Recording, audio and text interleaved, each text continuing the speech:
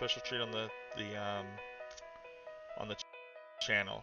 I want to say thank you so much again to the FF9 guys. We're gonna get Thracia 776 started shortly.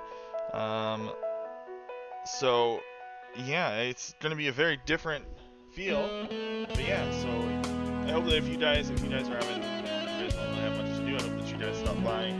The task is gonna be a very, very relaxing task that I'll start running sometime early in the morning on Christmas Day. And it's going to be an 11.5-hour task. It's the longest task on task videos. And it's going to be very, very nice and relaxing. So, thank you so much to everyone for making us at 2000. And yeah, continue enjoying the marathon.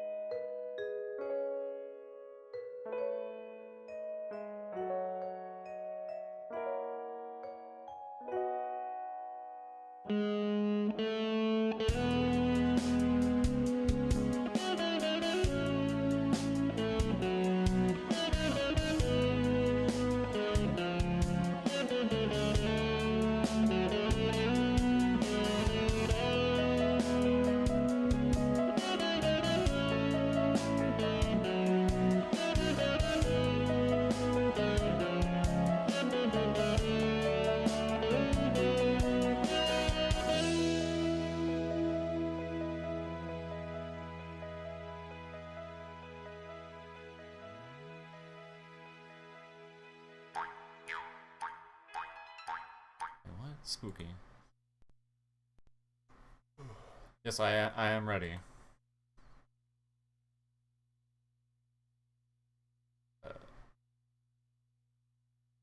So going live? Are we? I don't know. I don't know if we are.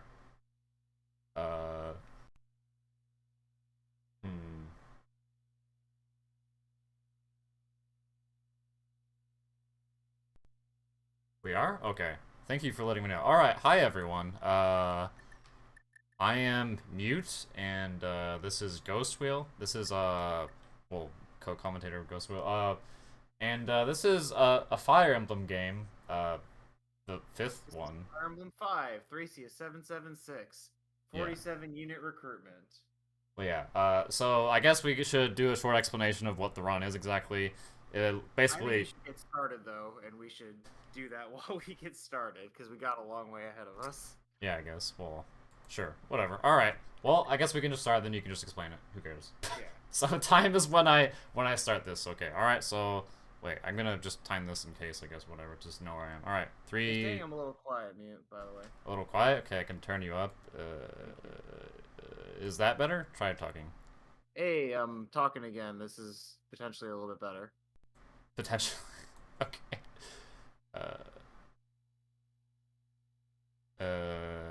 That's better? Alright, Alright. thank you. Excellent. Alright, so I'm gonna start on go. So 3, 2, 1, go. Alright, so in Fire Emblem 3776, there are some unit trade-offs and some route splits that will force you to make decisions about who you're going to choose, but the maximum number of characters that you can recruit in a run is 47. And we're going to be checking end game recruitment, and this is relevant for those of you who know casual Thracia, that sometimes your units can get captured and you can bring them back after going to the prison. It's okay in this run to do that. It's okay to let some people get captured as long as we get them back and they all survive to the end. Notably, even though this is a fast speed run, this is not a triple S rank run because it does not meet the turn count requirements. There are many things that you can do in this category that are fast and also very turn inefficient. There is a separate category for triple S rank where you heavily abuse Rng Manipulation in order to save turns while wasting some time, but again, that is not the focus of today's run. The early game is much similar to traditional Fire Emblem 5 any percent runs. There's not really much you can do differently, and we want most of these guys anyway. To sort of start explaining, we've got our Jigen, who's the swordmaster taking point here, named Avel. She's ahead of our Lord Leaf, who's sitting on foot, and a cavalier named Finn, who is basically helping to ferry him around at this point. And we've got Orson going to visit his dad's house and pick up an OP axe of his. We're also going to be visiting another house at the top to get the life ring, which is basically an angelic robe and gives somebody permanent 7 HP. And yeah, anything else you want to add, Mute, about this chapter? Basically, we kind of just, like, run to the end here. There's not really a lot of things to do here, or, like, a lot of things to do differently than, like, any other route of this game, basically. Because, like, there's not a whole lot going on, and also we get, like, a million characters, too, that we can't really have enough time to explain what all of them do. So, just kind of, they're just kind of here. Don't worry about them, I guess. But these guys are the mainstay of the early game, at least, so it makes sense to talk about them at least a little.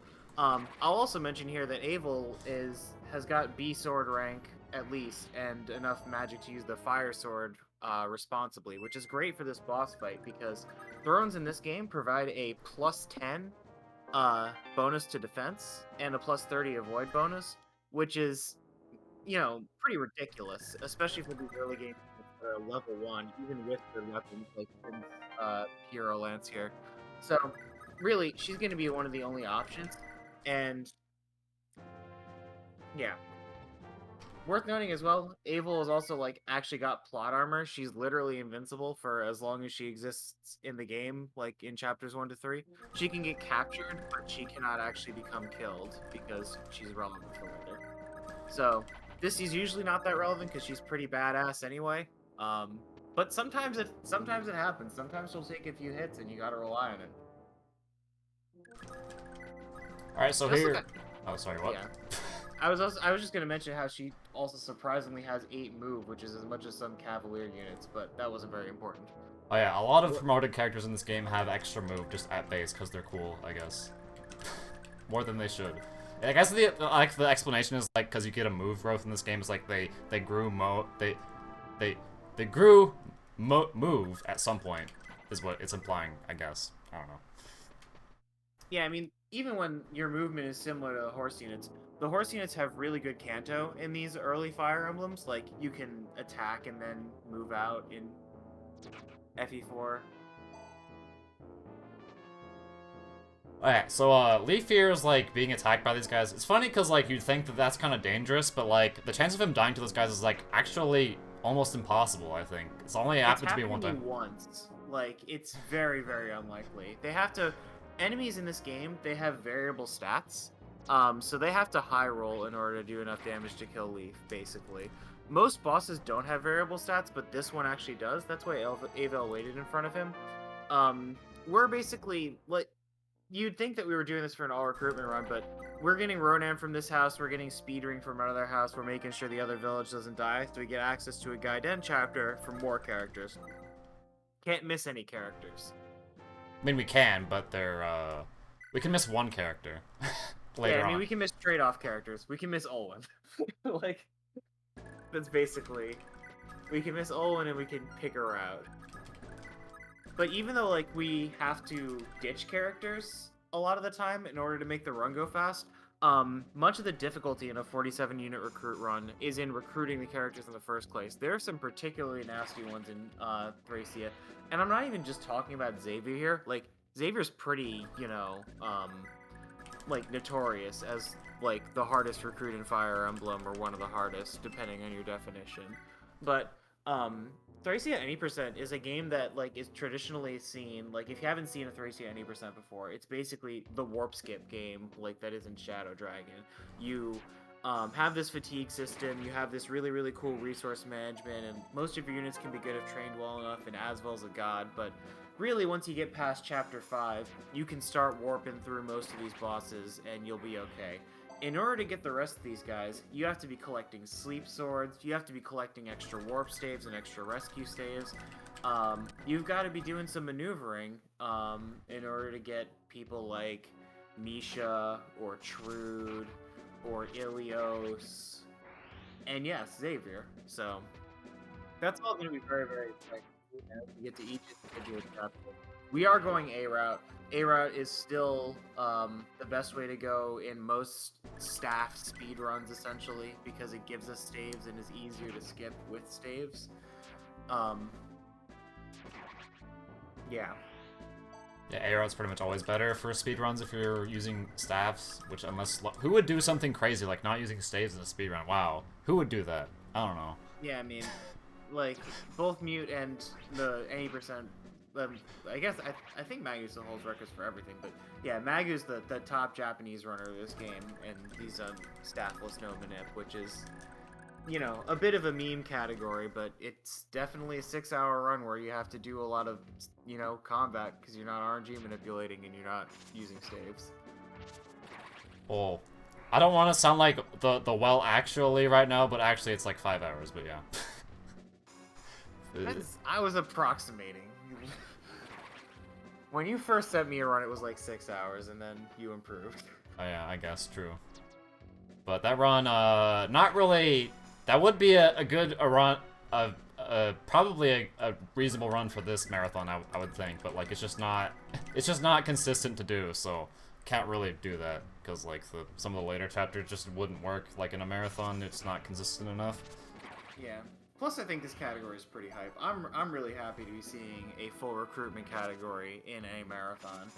It's definitely difficult to get something this long into, you know, anything standard. So, we need to save Fire Sword uses a bit ways. You're gonna kill him? Nope. Well, we'll have to deal with him potentially killing Leaf later. Okay. So I switched over to the Iron Blade there to save Fire Sword uses. It's just not really necessary, probably, because like we don't use very much in this run anyway, so might as well be as safe as possible. But this warrior just magically survived with 1 health, so we're gonna have to just like run up here and basically just hope to not die to him. Actually, was there a way I could have done this and like not do this? I don't know, whatever. Not? No, you can't get the vision. It doesn't work. Okay, we can just dodge It just sucks too. if that warrior lives. Oh, we're fine. It's cool. That's right, because we don't kill Shiva anymore. You usually kill Shiva to despawn his army, but we actually need him alive this time, so gotta be careful. Yeah, that takes a lot of time. It's really annoying killing him sometimes, because he just decides to not die sometimes. Do you need more Fire Sword in this route than in any percent, or is it generally the same? No, you need less, because you don't kill Shiva. That's pretty much it. It's cool that you did a Staffless Staff for its name. Yeah. I mean, I didn't even know that was a thing people did. That's pretty crazy, actually, to hear about that.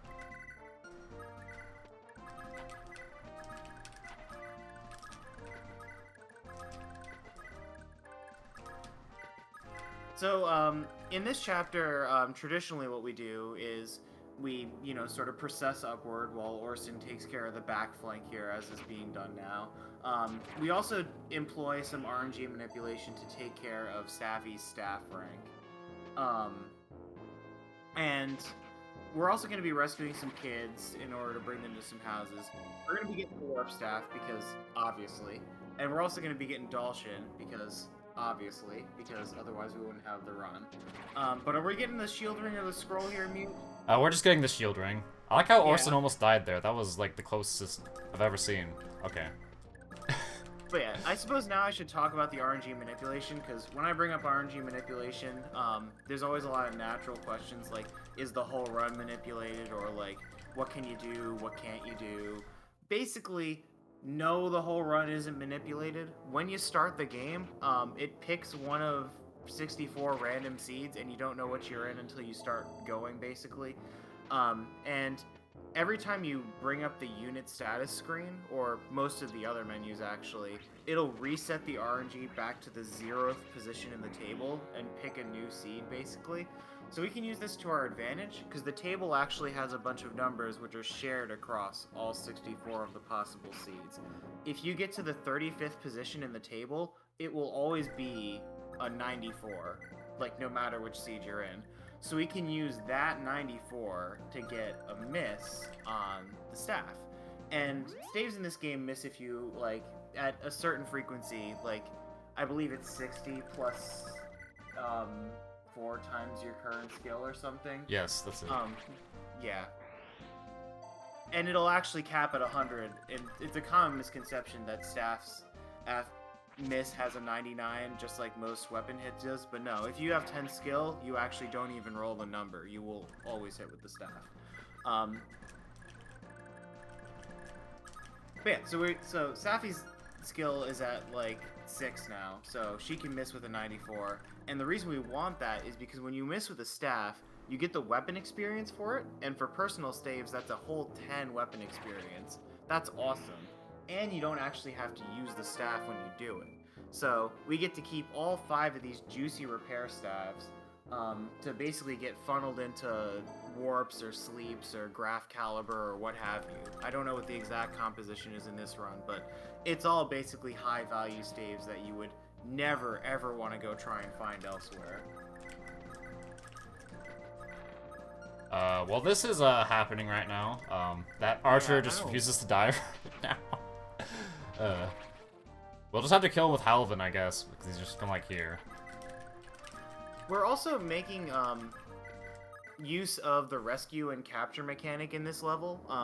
Rescuing, if you haven't played an older Fire Emblem, is basically you get to carry your allies who are weighing less than you. There's a build or a constitution stat in this game that governs the weight of a character. And people on horses can carry anybody, basically. They have build 20 by natural, like, just by default. And while you're carrying your allies, you'll have, like, halved most major stats instead of, like everything except luck and HP, basically, is halved.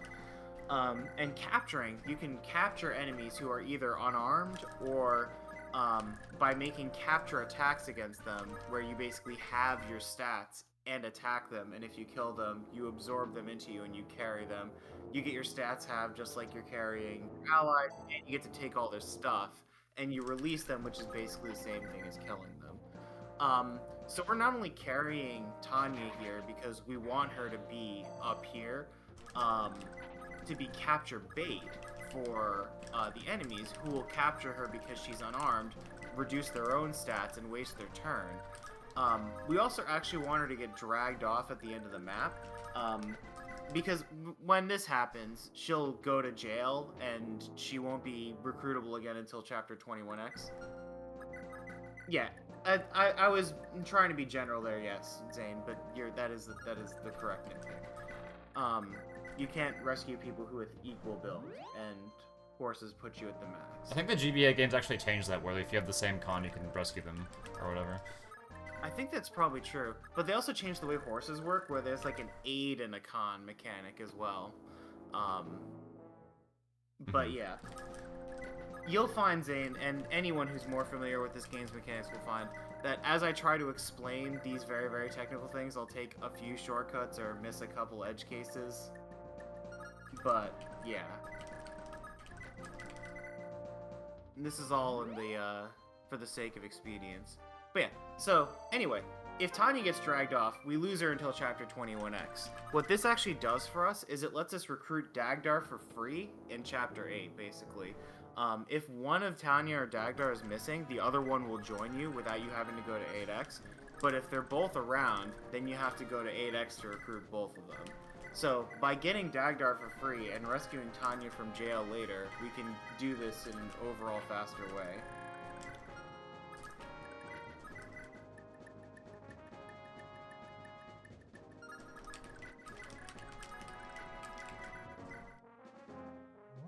Oh yeah, Coach. This is the 5th manipulated staff miss here, which will get her to enough staff experience to A rank after she uses it one more time, because the repair staff gives 10 weapon experience. Yep. And she'll use it on the Graph Caliber before she needs to start warping. So, this is exactly where we need to be. Yep. So we just need to go down here. We need to like do some crazy like trade chains here, which will be funny, I guess. I don't know, maybe. Yeah, I mean, these rescue chains are kind of cool. Oh, we're also setting up Leaf and Lifis' inventory for the Monster Escape section, which anyone who's played this game casually knows that their items go into chests when they get sent to the dungeon here, and we need to set up all the chests to have the items we need for this very difficult section of the game. Mm-hmm. Also, Safi got captured there by someone, like, we don't care about her. Her repair staff is actually not going to get taken by this guy, so, like, when enemies capture your guys, they won't take, like, Crusader Scrolls or, like, prof weapons, but they will take everything else. So we don't need Safi's heal staff, and we don't need her to participate in this upcoming cutscene, so it's actually just a bit of a time optimization when that happens.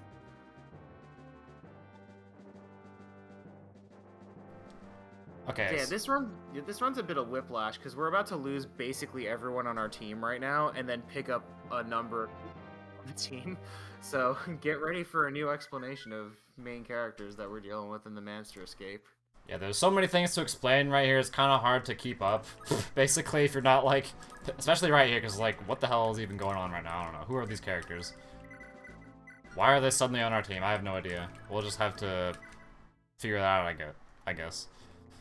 So Lifis, our thief that we picked up from 2X, is in a dungeon on the right. Leaf is in the dungeon on the left with Karen, who is a dismounted Pegasus Knight. And Fergus, who is a dismounted Sword Knight, I guess, is what they call him now. Sword Knight? I thought it was a Free Knight or whatever. I don't even know. I mean, yeah, the older translations called him like a Free Knight and a First Knight or whatever, but there's like Sword Paladins and Sword Cavaliers. I didn't play the new English patches, so you'll have to forgive me. First Knight? Regardless, the people saving us are members of the Magi group. We got Lara, who's another thief, who's much more flimsy than Lifis is, but, you know, she gets the job done. We've also got Brighton here, who's doing his combat right now, and Machia, who's actually not a dismounted anything. She's just like a mercenary, or a myrmidon, essentially. She promotes into a hero, but Brighton's a dismounted axe knight, and his claim to fame is being very inaccurate and having Wrath. Wrath in this game always works as a critical hit if you're on the counterattack. So that's pretty sweet, it's just, we need a hit. Yeah, Brian not doing so well. He's like missed this guy 2 times because he's amazing, but his girlfriend will have to make up for him, I guess. That's how great he is. Or is she his girl? I don't even know. They're like, she like supports him, but I don't even know if they're like considered like in a relationship or whatever. I don't know. I will hardly talk about the story. I will talk about what happens in like a broad context to maybe explain screen transitions, and hopefully that's good enough for you. But if you want to be safe, Beach, you should probably, you know, save it for some other time when you've completed this game. It's definitely going to be hard to follow if you don't know what this is going on anyway, if I'm being truthful. Well, not all recruitable characters will be saved, because we actually can't recruit everyone in this run. That's maybe, like, a pedantic way of saying it, because, of course, like, you probably know that, but whatever. That is impossible. Yeah, that's why the category on SRC is called 47 units, as Maggie put it. Because the 52... There's 52 characters in the game, but you can only have 47 in one run. So yeah, we're gonna be saying sayonara to Olwen and Miranda and Shannon and Conamore. Shannon is the And, FE4 character. Yeah, there's a mispronunciation as opposed to a misname. When we don't actually kill yeah. Olwen, we just, like, leave her. We just, like, yeah, see we do her. the map too fast to get her. It's just easier to get Ilios. Yeah, like, and Fred doesn't care about you leaving his wife to die, basically. He's just the greatest husband. Like, apparently. you do still have to dip into 11x. You have to stay there for a couple of turns to get Olwen. But one turn. Okay. But yeah. But we'll talk about that more when we get there, whatever. I don't know, it's kind of weird to be talking about it this much right now, but yeah. Yeah. So, there's a lot of stuff that we need to do in Chapter 4, and we're just, like, we have time to talk about it, but yeah, let's get into it. All of our items, the 4 items that we sent in here, the Fire Sword, the Light Sword, the Hazel Scroll, and the Speed Ring, are in these chests, and maybe some other ones too that you put in there. I don't know, as I haven't been following the menus as closely. But there's also a couple items like the Rapier and the Vulnerary and the Steel Sword and the Javelin. Usually in these runs, we either need all these for the Manster Escape or we need them for money. So that's the first thing we gotta do. The second thing we gotta do is we gotta free all these villagers from these cages, because we need to get the guy dead. We need to go to 4X, and that's how you do it. We gotta go get Asvel, because otherwise we can't do the run. I mean, you could play either one, Beach. It's really not that important which one you play first, in my opinion. The third thing we need to do is we need to actually prepare to beat 4X. That's what Fergus is doing right now by wailing on this guy with a slim sword instead of a rapier. Fergus is taking advantage of his high pursuit critical coefficient stat, which is a hidden stat that every character in Thracia has that basically affects their critical chance on their second attack in each combat. That sound confusing? It's because it is. But basically, like, your critical chance, whatever it looks like on the screen, is capped at 25% on your first strike, but on the second strike, it's capped at 100%, and it's multiplied by a character's pursuit critical coefficient, which ranges from 0 to 5. Fergus has the max at 5, so he's basically relying on getting these crits, while also essentially grinding weapon experience for the next chapter. And I'm not going to spoil what happens there, because that's just awesome. What else are we trying to do? We're also trying to recruit Dalshin, and we're also trying to get through the top of this section. And I believe we're using donut strats for both of these, like... Yep. Unless, yeah, so, okay. You didn't incorporate, like, one of the triple S rank manips, for instance, that would have... I mean, I don't even know if that exists, but... Yeah, I think it does. Triple S rank...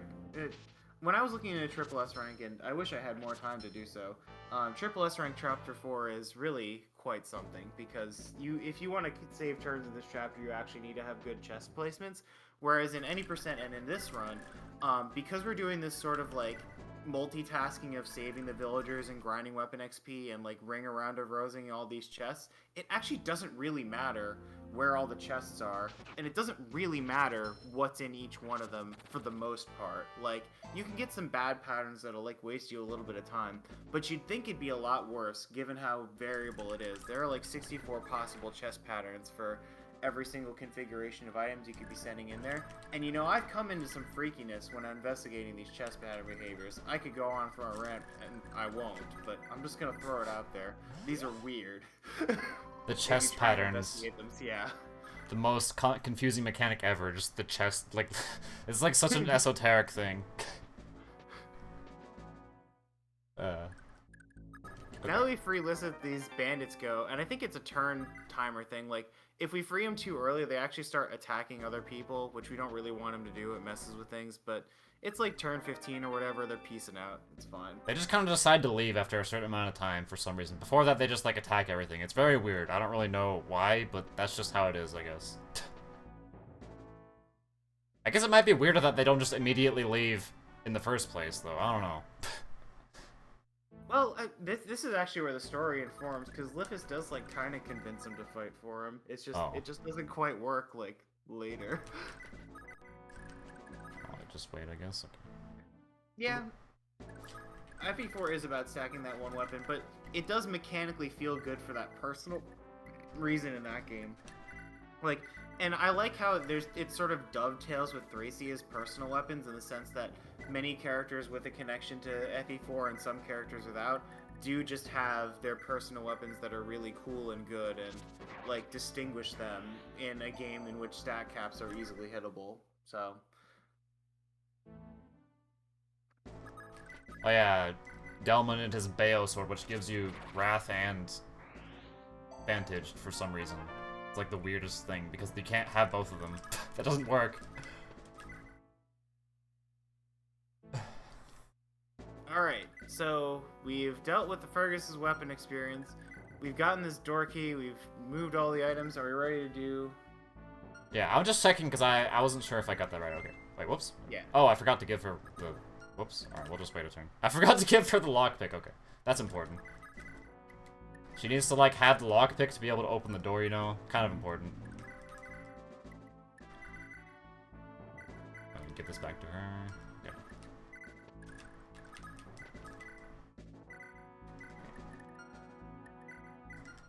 So we'll give the Hazel Scroll to Alephus because sometimes these enemies can have, like... Oh no. Well, that guy got extra moves, so that guy, like, that's the reason I did that, because that guy can, like, attack Alephus and potentially kill him.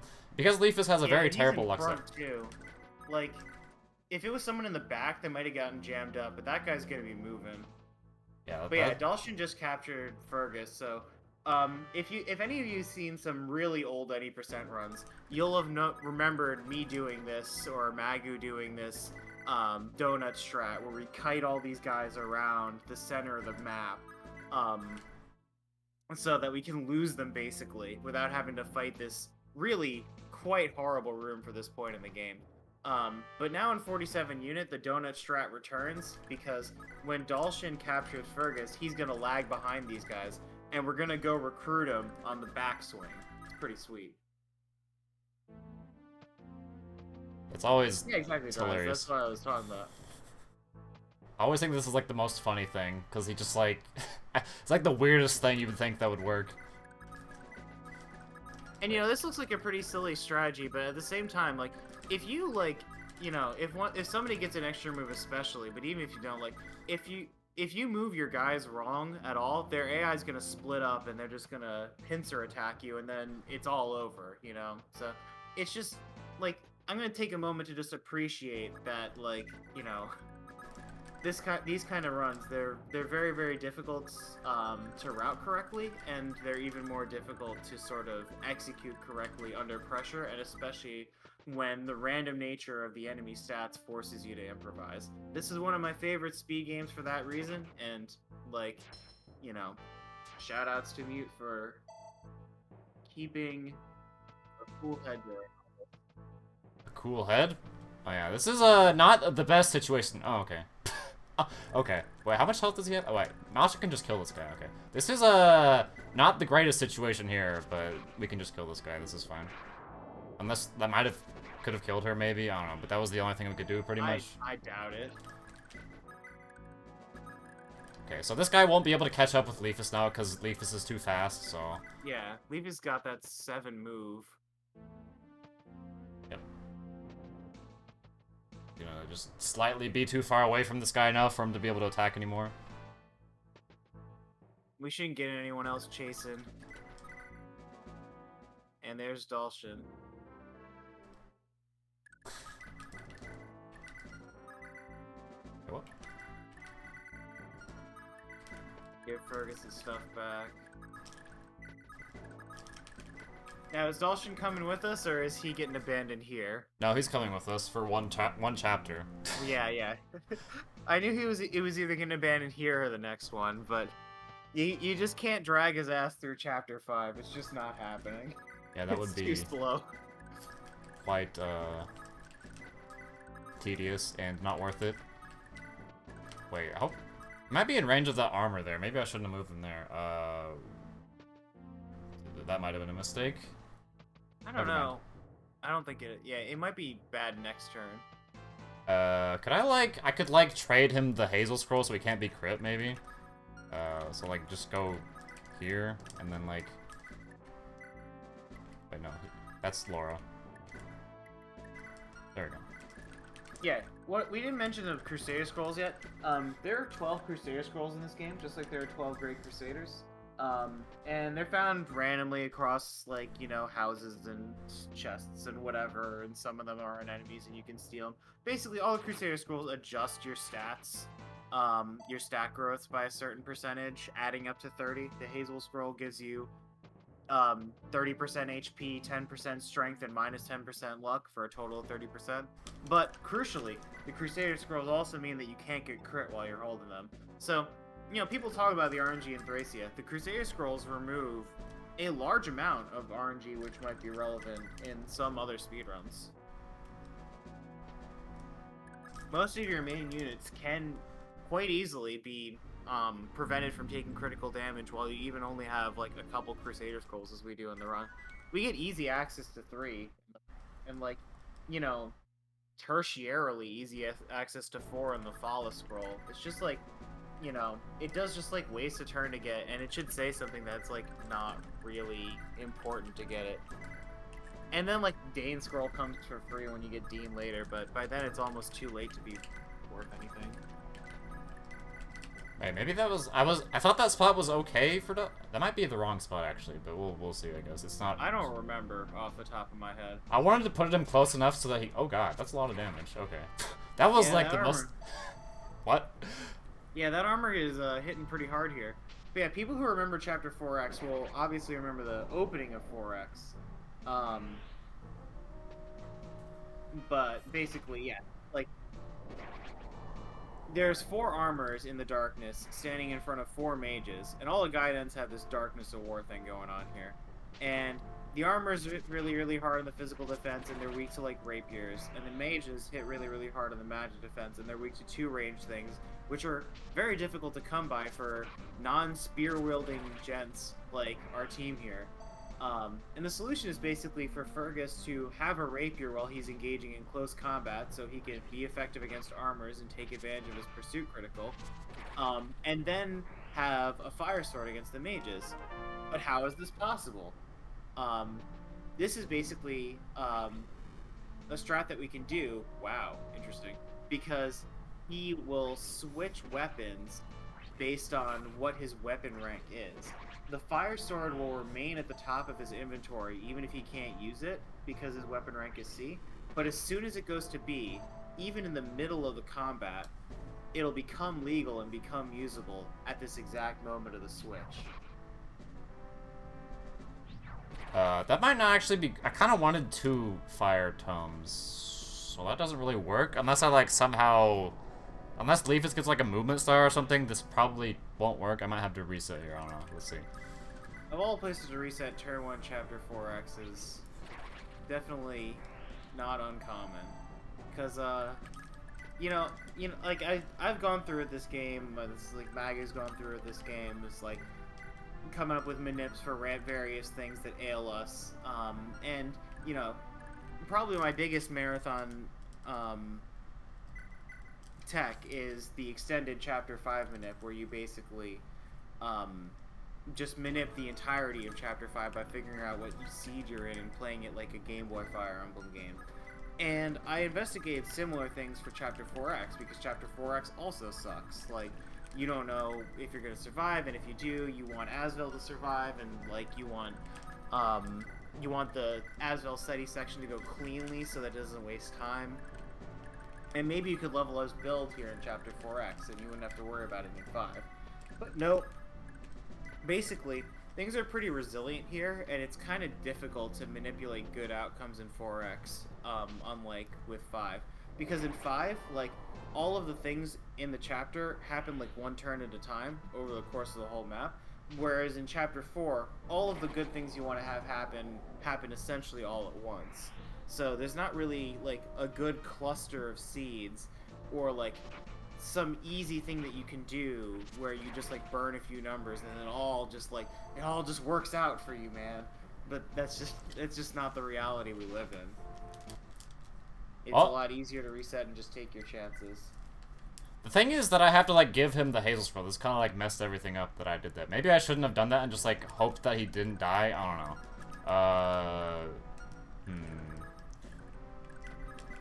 Just give it to him here, I guess. Yeah, that's fair. One other thing to note about this fight here is Fergus is taking advantage of his Karen support here. And if you are familiar with support in other Fire Emblem games, forget everything you learned.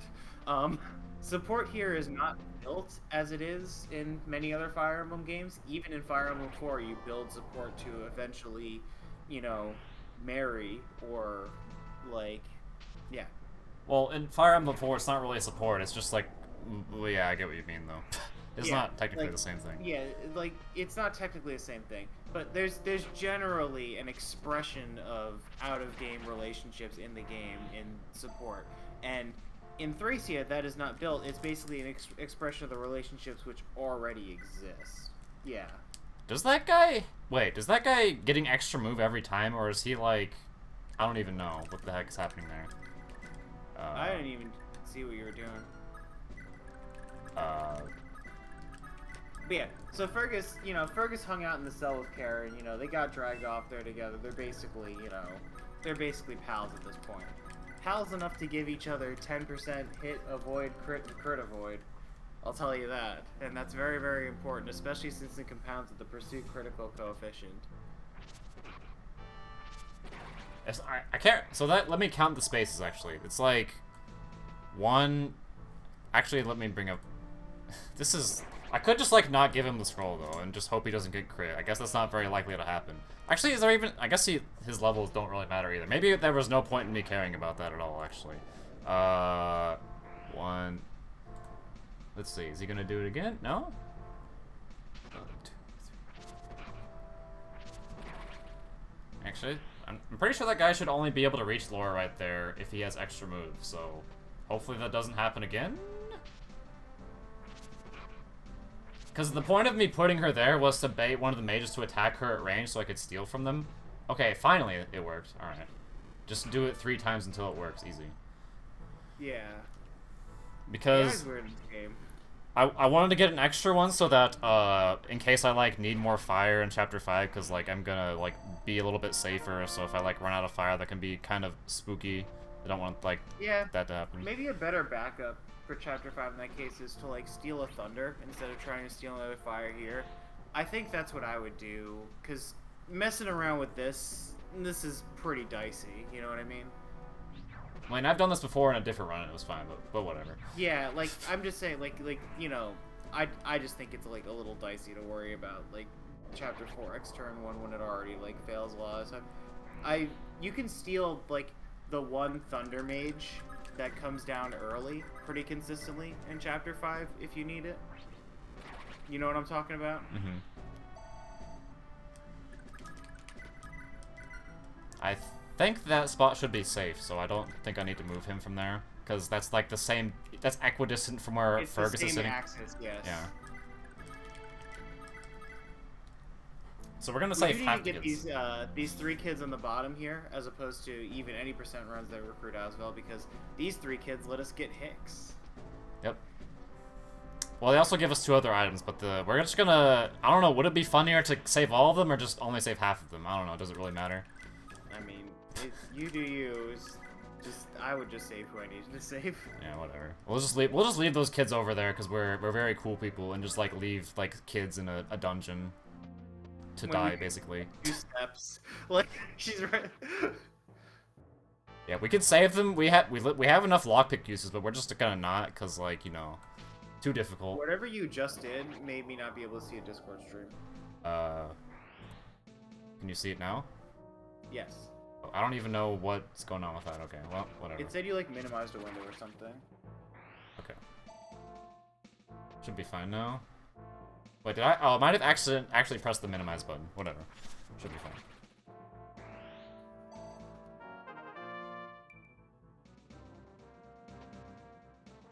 So Brighton can get crit by this guy? Okay, that doesn't really matter if he does, though. Because Brighton has, like, no luck and gets crit all the time because he's just that good. I like how Fergus still receives support from Karen even when she's captured by the enemy. He won't let that stop him.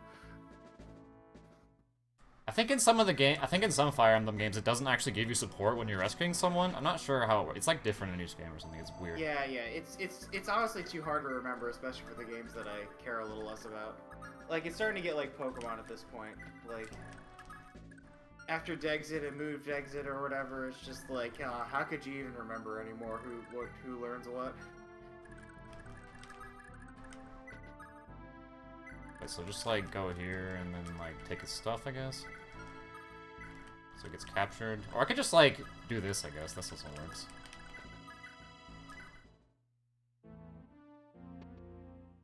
Okay.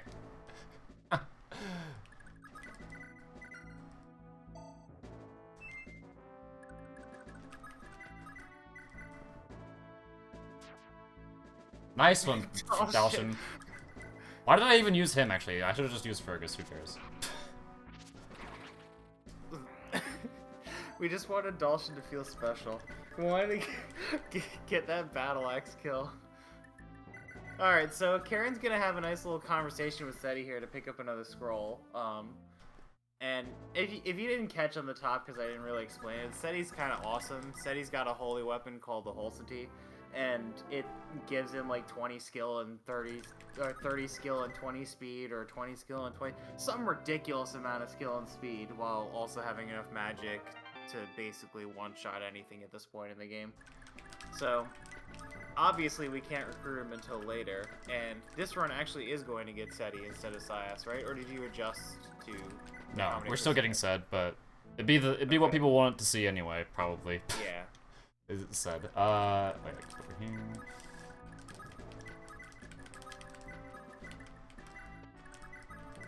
Yeah, I think it's plus 20s. Like, I'm confusing it with FE4 Holsity in some stats. It just doesn't matter anymore. Like,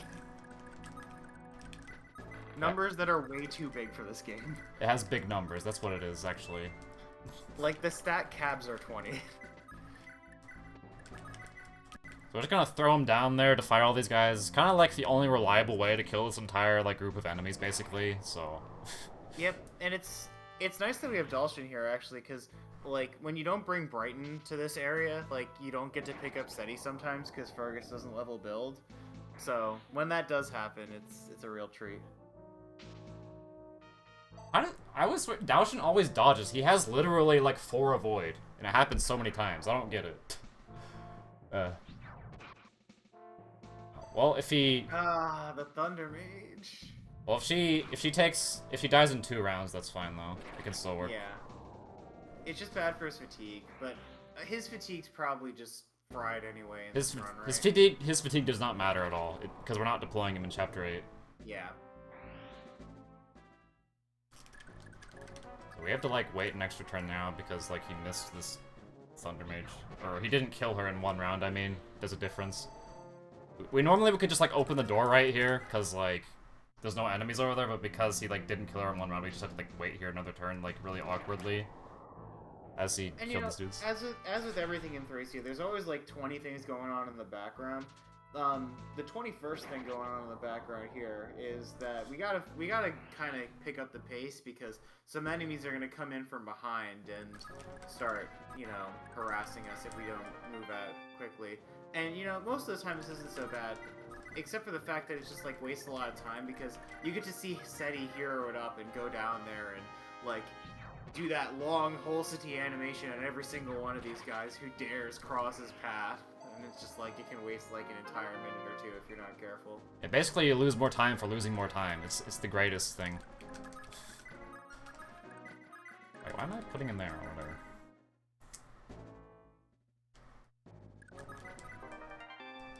Oh yeah, also, we didn't talk about escape maps at all. The last map and this map are escape maps. So, unlike your normal siege maps, or your defeat the boss maps, or your route maps, an escape map in this game basically means you gotta escape with everyone that you want to survive to the next chapter without getting captured, basically, and sent to prison.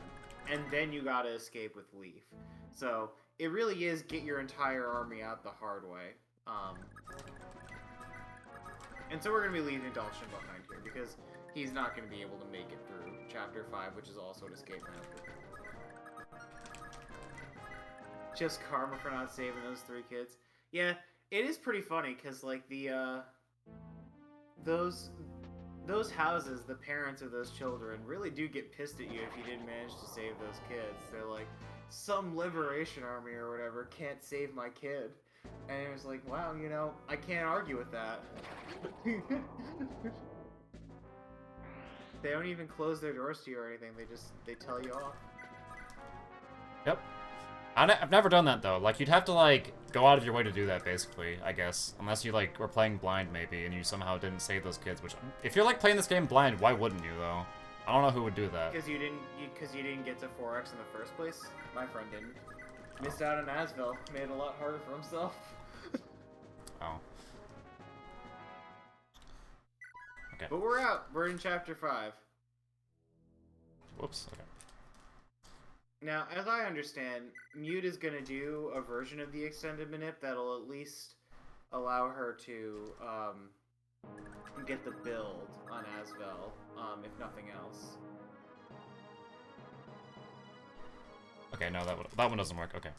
There's like two different ones here that'll work on the second level, so I need to get one of those. So this might take a little bit of time to get going. So, 1 0 1 1. Nope. Okay. So it's like 1 0 1 0 1 and 0 1 0 0 1 will work here because they gives the con level on the second level. So it should be fine if I get one of those. No. So, apologize if this, like, takes a while, but, like, I practice this a lot, and I don't really understand how I get the... I know it's, like, you have to hit it on the right frame, but it's, like, either very precise or something like that. Oh, okay. This is... It is very precise. Every single one of those seeds is a 1-frame window. Mm-hmm. So, and yeah, and this is where, you know, it's like, you know, when I can with these manips, I, like... you know, time myself. Like, I would record what seed I was hitting every time I pressed the button to start up the game. So, I made plans for all of those. So, it's like, if Mute gets their hands on it, then it's just like... It's just like, yeah? It's just like, yeah, you know, it's like, it can be different timings. So, then you don't see exactly the same seeds. Ah. Why is it? It's Wait, like... This, sorry, what? this was the hardest chapter in the Run Drozalizer. This was the hardest chapter in any percent. But we do have Xavier coming up. Okay, I'm like hitting that one. I don't even, like, I guess I need to, like, work this out better. Like, I really... I'm, like, getting the same ones every time. I mean, this is why I made an 8-frame window. It's, like, it's hard to hit 1-framers. Especially when you're not even trying to. Like, I basically just mashed the start, right? So. Yeah. Well, like, I was getting this fine, but, like, whatever. But yeah, Chapter 5 is also a notorious chapter. In this 47-unit recruitment run, we're going to slightly adjust things, which is going to be a bit in our favor and a bit not in our favor, because we want Nana now, which is cool. Because Nana gives us Charisma, which is going to allow Asvel to get more hit and avoid during his dicier combats. So that part of the run is actually going to be a lot easier for us. But getting Nana actually requires exploiting a glitch called... What is this called? Is this like the wait? It's sort of like wait outside the attack range glitch thing, where I think if you're carrying... I think the way it works is if you're carrying somebody and then you wait with them, and then you end the turn, enemies with certain AI will actually move just one outside your attack range and not actually attack you. So you can, like, exploit that to make it so that Nana doesn't just die before you have a force in there to help kill the gladiators in the arena. Gosh. I don't know, this is, like, I was afraid that I would, like, take too long here, but, like... I guess I should have timed it. I just, like, I practiced it a lot, and, like, I could get it consistently, but it's just not, working right now. It happens. Yeah. It happened to me in RPG Limit Break. 1 1 0 1 0? That's not one I have. I need to either the 1 0 1 0 1 or 0 1 0 0 1. Why do the other ones not work as well? Yeah. What? Why do the other ones not work as well? Because they give the con level on the first level. Okay, that one works actually. There we go. I'm just gonna be really careful to not mess this up now.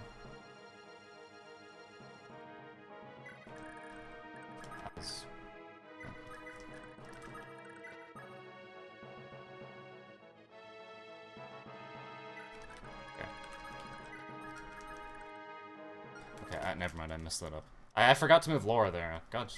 Ugh. What are you currently doing? I'm trying to do a manipulation, but it's like... Okay, 0, So, 1, in this game, 0. you can level There we go. your build, which is basically your constitution, which is what controls who you're allowed to rescue. So, Asvel's in a tricky situation where, when he promotes, he will have equal build to leave, which means that neither may carry the other. And this is actually a real problem, because to warp skip a lot of these maps, we would need to save turns, and we need to save warp saves by warping them together, having one carry the other. So, the easiest way to do this is, now, we could be going into Chapter 5 just blind, and hope for the approximately 75 to 80% chance that Asvel will level a build naturally. And that's cool and all, but in a marathon setting, if that doesn't happen, you've just burned 20 minutes right there over nothing. So, we've come up with these manips that will allow us to determine what seed we're going to be in, and use that to help our early game level up here. Now, these manips were largely created for any percent, and I don't really know what Mute did to adjust them for 47 unit, because obviously Ava and Anna's movements and, you know, Lara's movements, whatever, are different. These are all going to affect the RNG for these levels coming up. But, it turns out, we can arrive at approximately the same number if we hit some of these seeds. Yeah. And that's what was done just now. It should see if we work, get that, but- because Laura got a movement star. I'm pretty sure it's supposed to Yeah. work here, so it should be fine, I think. Because she normally gets a movement star there. I like dodged everything, oh my goodness. I think he gets an adept on this last one or something. Okay, he doesn't. It was a different one I was thinking of, I guess.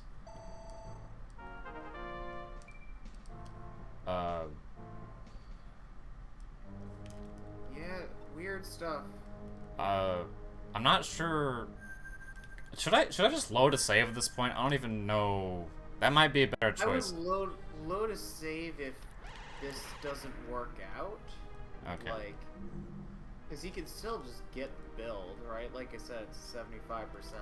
Yeah. I just don't. This is like maybe get the whole level and then it doesn't happen. That'd be really lame. But like, Oh, what save are you? Oh, are you on emulator? No, I'm on console. So what would loading a save do to help, really? Like, Because it was in a save where it didn't mess up his leveling order, so it would be like, it wouldn't have it like be getting the weird levels at different times. But oh, I guess I know what you mean. I tested this beforehand and it should have gave it to him on the second level. I guess I don't understand it enough or something. Yeah, these are very tricky. But like, if that didn't happen, it would be much easier to get the thing we want, though. So,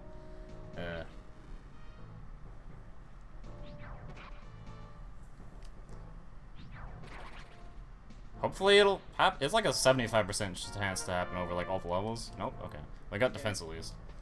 I don't know what would have changed it there. I don't know. I tested this I was like so afraid of messing this up. And I don't know. Whatever. We'll just go with it, I guess. Whoops, not that. Like I said, like,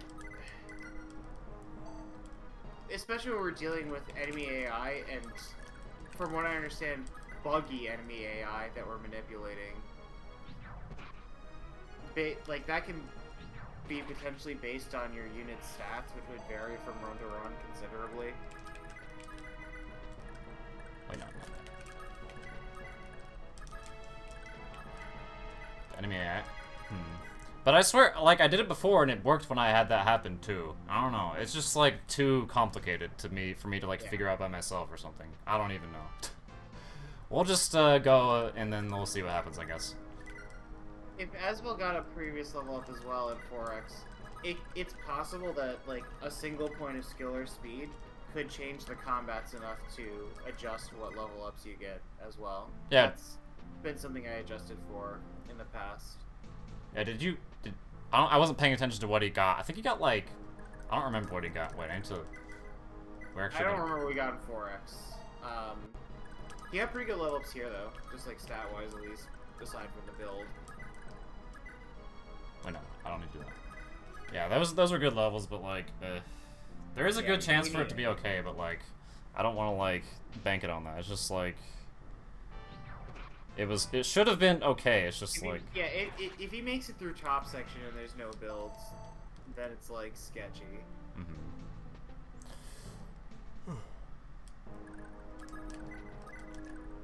Wait, okay, we just need to move. That guy had extra move, okay.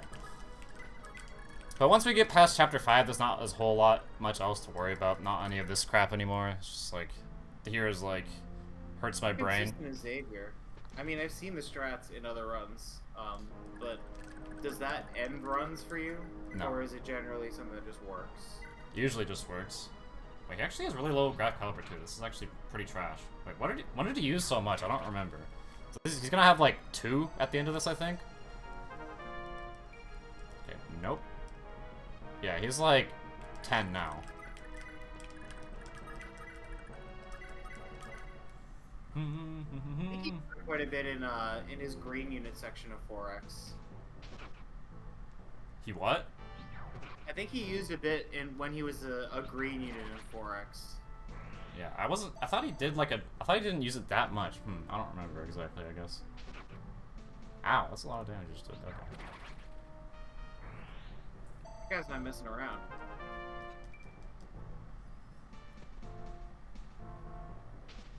Okay, well, he could have died there if he got hit by that. As well just barely out of non-support range here. Or not charisma range.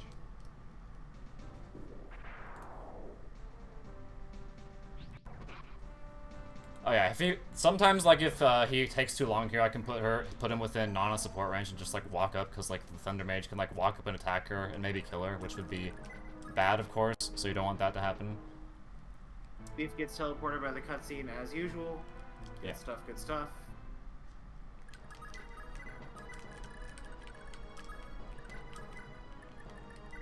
Oh, he has 4 at least. I guess that's a decent amount. I thought he had like 2 or something at this point. I guess he crit some of the guys, didn't he? Yeah, if he crit them, then that helped. Those first attack crits.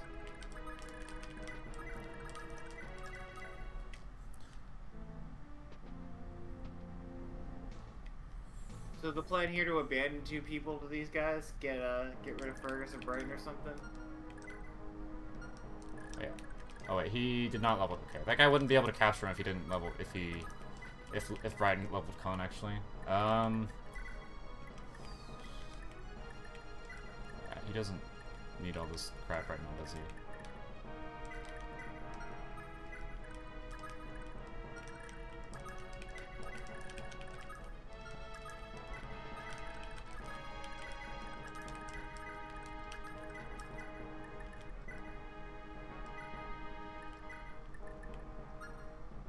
Just open this door. Okay. I was gonna. Oh. Okay, I forgot to give his weapons away, didn't I? That was a mistake. I can just like. Maybe you just drop him now. Yeah. It should be fine. As long as they're carrying somebody, these guys will like, you know, not like release it. They'll like drag him out instead of like doing anything consequential. Hey, there's that build. I guess we're fine now, probably. So we're in business. What my plan was here was to just open the door there to like fight them over there, because that's like you can bait only 2 at one time if you do that, so he can guaranteed survive against them. So yeah, I can just like. Weren't you gonna give him this shield ring for this? Yeah, I did. Or... Oh, okay. Okay, there we go. So these guys can attack from here, so this should be safe, because only those guys can attack there, and they shouldn't be able to do enough damage to kill him in 2 hits, so this should be fine. Wait, I didn't give that to him yet. I took it away from him, so just give it back. Yeah.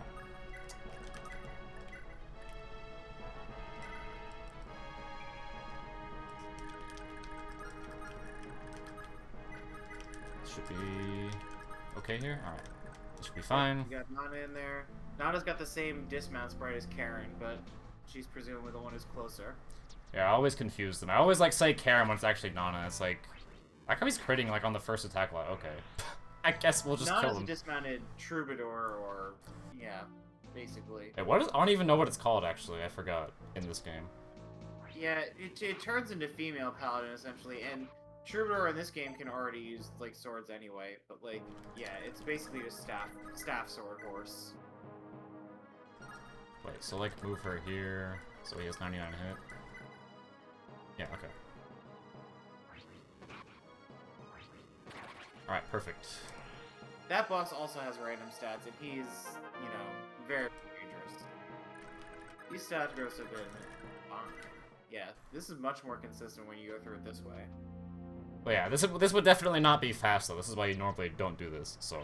Yeah. Also, he's like getting really lucky with the crits here. He usually like without using the pure water, he has kind of some trouble killing these archers. So the fact that he is just like he's just now getting hit the first time by these enemies too. He's like dodged all of them. My goodness, except for that guy. Yeah. Freaking Commando Aswell right here, I guess. Yeah, this is doing a pretty good job. So I'm just gonna like set her down to bait this guy into attacking her, and then heal. Wait, no, not that. Oh yeah, we can also. We're saving this holy water then. Yeah, we're gonna save it for later. Well, actually, like right now, but yeah, we saved it for a little bit. I like how they're going. He's going the other way now because we're in the way. Oh yeah, that's cute. It's like, oh, you guys are in the way. I'm gonna politely go the other way. We're gonna be wasting a lot of time with this general just like having indecision about where to take Brighton and also like moving him 2 at a time. So this guy's gonna run away now, so he's gonna get out of the way. Bye, see ya. Actually, I won't see you, whatever. Wait, this should be close enough. I just need to, like, run here and equip this, then use this.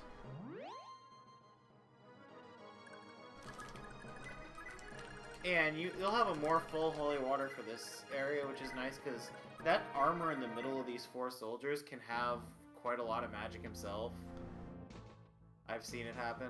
Yeah, they can have, like, 4. I remember people usually say that, like, enemies don't have magic in the early Fire Emblem games, or resistance, I mean, but, like, generic physical enemies in this game can have, like, up to, like, 4 or 5 magic sometimes. It's very, weird, but... Especially at lower levels where there's, like, a flat bonus that's, like, added on top of growth bonuses, basically, that's being rolled, so it's a lot more variable as you go lower levels, basically. Okay, he's gonna Meteor Leaf, but this has no chance of killing him because, like, he can never crit him. Because Leaf's Light Sword gives him plus 10 luck, which is, like, 5 crit avoid on its own, so he'll never be able to crit him or something like that. So hopefully, if we don't get incredibly unlucky here, this guy will die right now. Okay, thank you. Alright, this is some insane levels we're getting. Alright, well, I guess we can just hope maybe kill this guy? The other one? Yeah, this will actually kill him if it hits twice. So we can save the Graph Caliber for the other guys. Right. That's good, because you have 4. Like, it's really kind of important for it to be saved for that. Now this guy's just gonna die to Asbel. He went... Alright, a pretty nice chapter 5. We're gonna be getting this skill ring here as well, right? Like, it's too good not to get. Yeah. So that Safi doesn't miss all the time. That's important. Yeah, so Safi doesn't miss all the time. But yeah, Asbel got his build, we survived, and we don't need to worry about fatigue. Chapter 5 is actually slightly potentially easier in 47 unit than it is in any for that reason. Like, you got Nana to help you with the survival, and you don't need to worry about fatigue at all. So maybe going fast is a different story, like, as is always the case in these kinds of things, especially when you're dealing with, like, gladiators and needing to capture Brighton and all that stuff, but... Yeah, I was pretty scared there for a second, then he just leveled Khan, and it's okay, I guess. No more problems, I guess. This is the life. This is the hold your breath and hope that he does the thing that he's very likely to do, life. Oh no, so it might be scary, like, oh no, they took away Brighton and Fergus, but don't worry, we'll see them later, and they'll be there just in time to do nothing the rest of the game, so Yeah, it's like always funny when these early game units get captured. It's like, ah, don't worry, kids, you can get them in 21x, and then you're like, thanks, game. I didn't need them anyway. Yep. Yeah, it's kind of almost not like 21x by the time you get there. There's only like 22, 23, 24, 25. There's like 4 or 5 chapters left after that, so like hardly matters. You could arena in 22. That's like the best. That's like the best consolation you're given, essentially. But yeah, like through this pass, there are basically 2 routes, and going through by dealing with the dark mages here gets us the skill ring, and it's also super viable if and only if those guys on the bottom don't have extra moves. So it's always good practice to check for that, as Mute did just there. I mean, if I knew the seed, and sometimes I know the seed, and like I know they won't have it, but yeah. Yeah, exactly. Like if we're doing extended manip, then you know, but if you're flying blind. I mean, I didn't actually check all the seeds, but I don't know if this is actually the seed I thought it was. I might have like messed it up. I actually don't know what happened there, but whatever. It doesn't matter now, I guess. Wait, that was the wrong spot to move her, I think. Whoops. Could have moved her slightly further ahead. So Asbel, like, sure it matters. Yeah, it doesn't matter. If you're playing a mover where the other Nana-Karen person is. I don't know which is which. We've 3-card Monty the Nana-Karens, essentially. This is Karen. Oh, yeah. So it needs to, like, go here and then... that. Okay. Oh, that's right. We also got the Brave Sword. I don't... Yeah, I don't remember what we used that for, but that's a departure from 80%. Picking that up. Yeah, there's no reason to get that, because, like, Asbel can't use it, so why would you get it in an 80%? Unless you're... I mean, you can't get it an 80% with Fergus, though, so it would be good for him. It's probably worth a pretty penny. It's just you don't need the money so much either.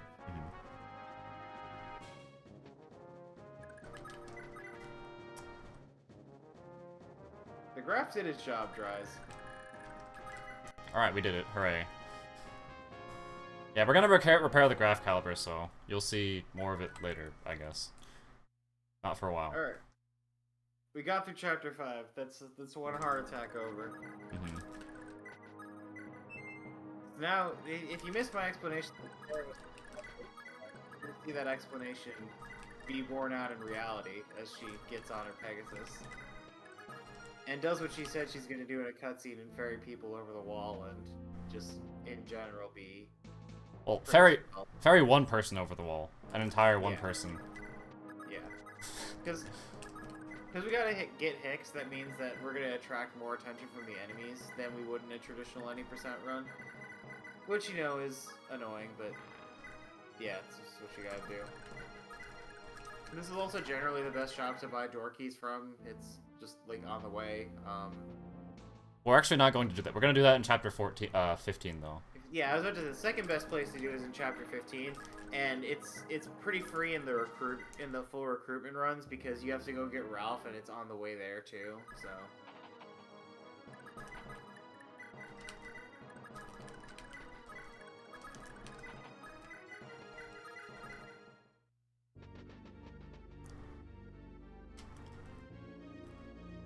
Alright, so we see some characters over here who are like, I don't even remember what they're talking about, but like, you have no idea what the season is right now, but those characters are important later, I guess.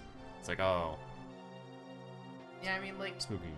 The thing about speedrun chapter 5 is we just skip some story beats, you know, where Marita's, like, supposed to come out of the Coliseum or whatever. It's just like... Nah, bro, it's okay. Yep. Oh, yeah. Hicks hype? He's gonna hold on to some people. That's about all he's gonna do. Oh, wait, does this guy have extra move? Nope, okay. Oh, yeah. He needs to go here.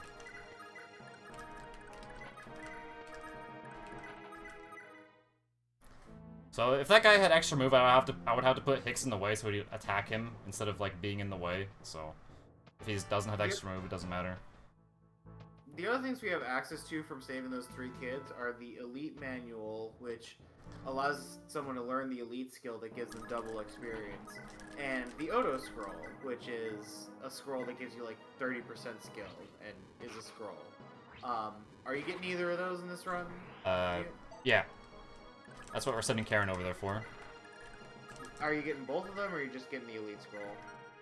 Both of them. Oh, okay, cool. We get these with Karen. She does have to tank a hit from these guys to go over here, but like I've literally never seen her die. If she did die here from it, it would be funny at least, but it can happen. I don't even know if it can happen though. She has survived with 1 HP before here at this part. Oh, she just dodged. Okay. Dodge. Yeah. Or she could just take no damage. That also works. Gotta appreciate the Thracia map animations. They're really quite good for their time. Yeah, the thing is that they're kind of slow, because, like, even though the GBA ones are simpler, they are faster, so maybe... Yeah, they are pretty slow. We don't need this, whatever.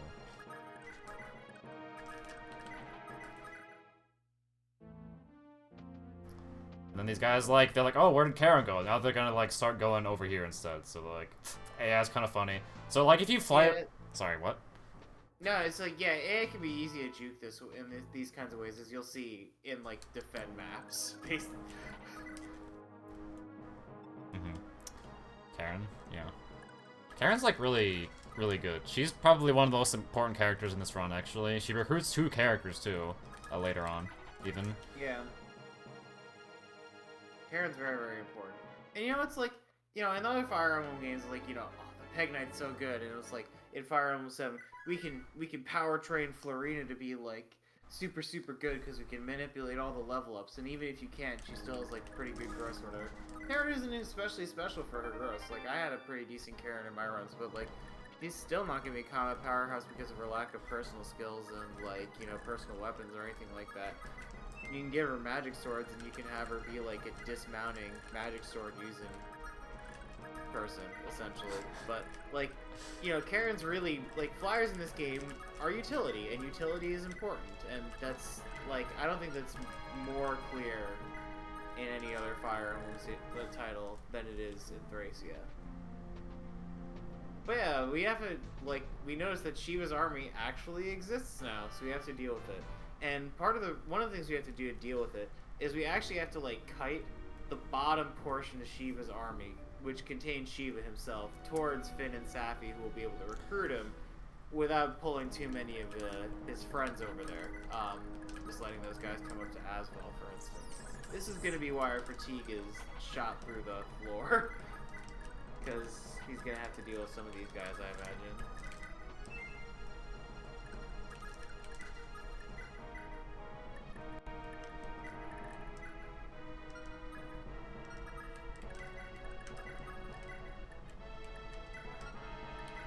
Okay, look. Alright, so we're gonna promote him now. He's gonna, like, be better. Yeah, that's it. He's gonna be a lot better. Yeah. The stage promotion is notoriously awesome. You get to see those numbers go up, and you're like, wow, aren't those like 1/4 the stat cap? And I will tell you, yes. Yes, they are like 1/4 the stat cap. We didn't even get to see his speed growth, because Asville already capped that in his pre-training. Oh yeah. So what's supposed to happen here is Raedric, like, comes out and, like, flies over the mountain somehow, and then, like, he talks to you, which looks really weird, but there's supposed to be enemies that spawn there, but we blocked all the spawns, so nothing happened, and we're kind of just gonna deal with these guys now. Wait. Shiva, leader of the Edgelords, yeah, that's basically where we're at. Look, these guys all have different variety of swords, if I remember right. Like, it's not all, like, killing edges or something. Yeah, they have, like, silver sword, killing edge, and some other stuff. I just get that. Yeah, yeah.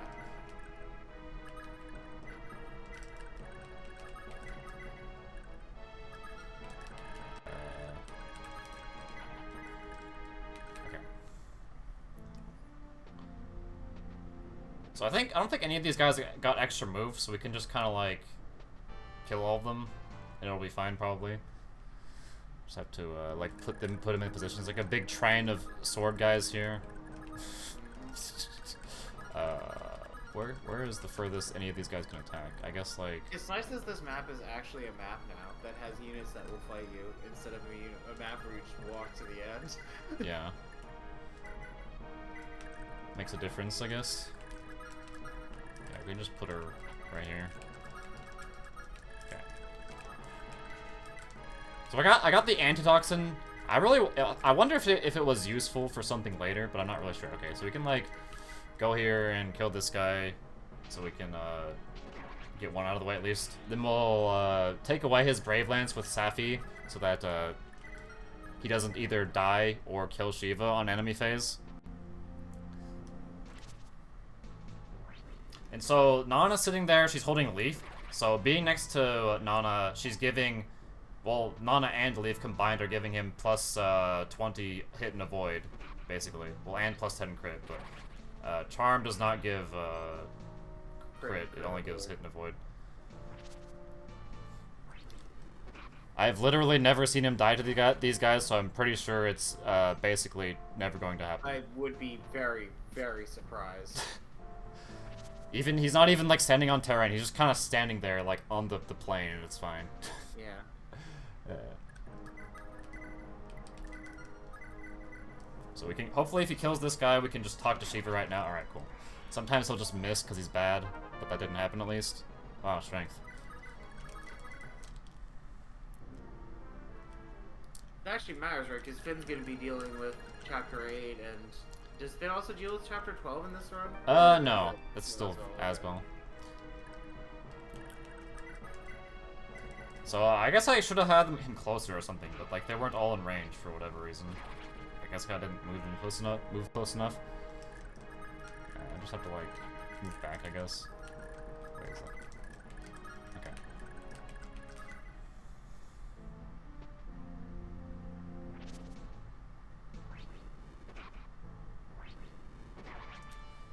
I didn't really fully...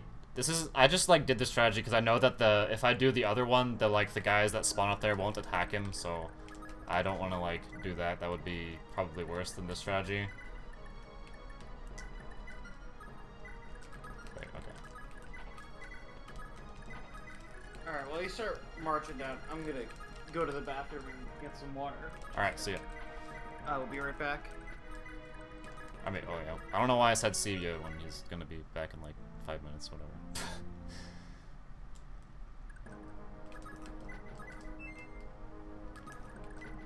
So now we're kind of, if you don't know the context, so in any percent of this game, you just kill Shiva, and then none of the enemies appear here.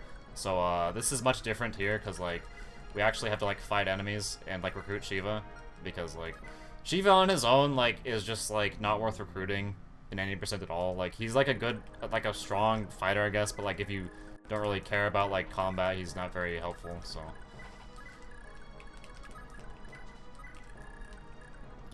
okay. Kind of just have to, like, slowly walk down here, basically, and that's kind of the chapter. Wait, he has the skill ring, doesn't he? I need to, like, keep track of all the random crap I have. I need to give that door key to Asbel, don't I? Still?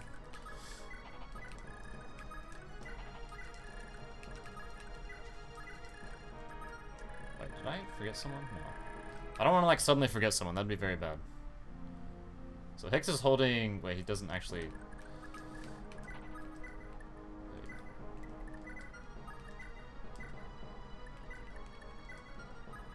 Okay, now we can repair that.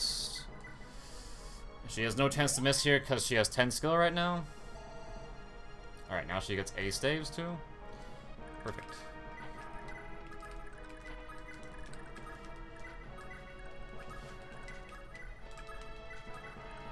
Okay, I'm back. Alright.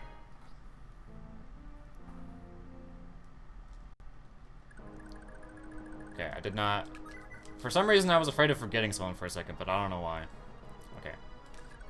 I just need to go here and give him back the Graph Caliber. I guess just put it in the front, whatever.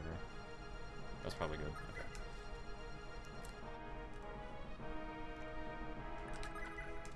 Okay.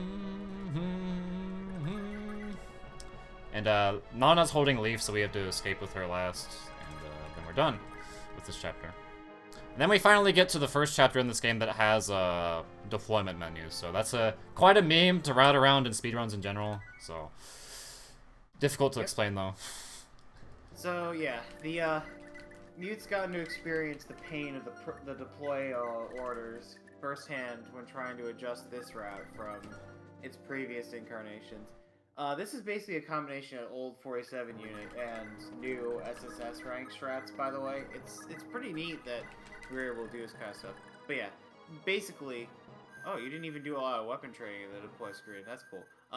Like you normally do. But, yeah, so now that we have access to prep screen, we can trade items, we can trade items to storage, we can actually even buy basic iron weapons and stuff. But most notably, we can select or deselect units from being able to go into the chapter. This is where the fatigue mechanic also comes into play. I've alluded to it before, but if you don't know what the fatigue mechanic is, if you fight or if you use staves, it's most relevant when we're talking about staff use, because staff use will burn through fatigue faster than attacks will, depending on the rank of the staff. If your fatigue, and this is cumulative across all chapters, exceeds your max HP, it'll go down to 0, and then you'll have to sit out the next chapter unless you have a stamina drink, basically. Now, the existence of stamina drinks and the existence of buyable stamina drinks means that we can route around fatigue to an extent, but you'll find very quickly that our staff users in particular make fatigue very, very expensive as we go through a lot of these chapters, even though there are some chapters that are just easy sit-outs for them. It's very, very intricate, very, very interesting routing. What makes it even worse, though, is the deploy order stuff.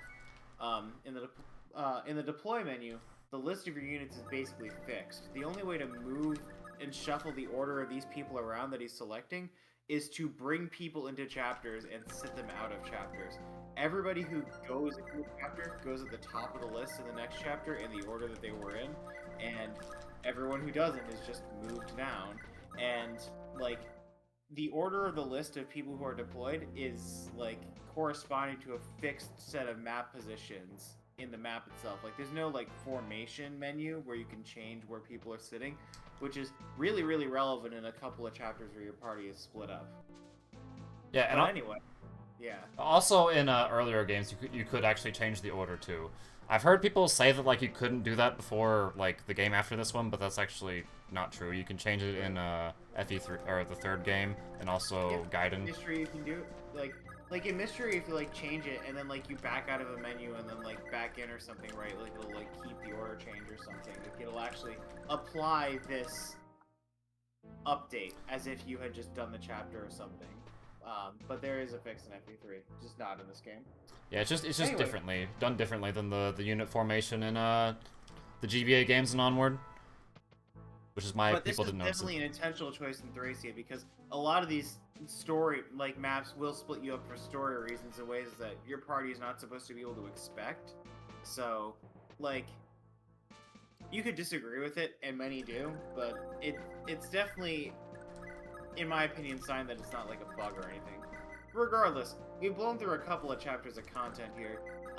In Chapter 8 here, we basically just recruited Marty by capturing him as usual, right? By making him not have a weapon so that he tried to go to the shop to buy one, and he's unarmed. He's in range of being captured. And so,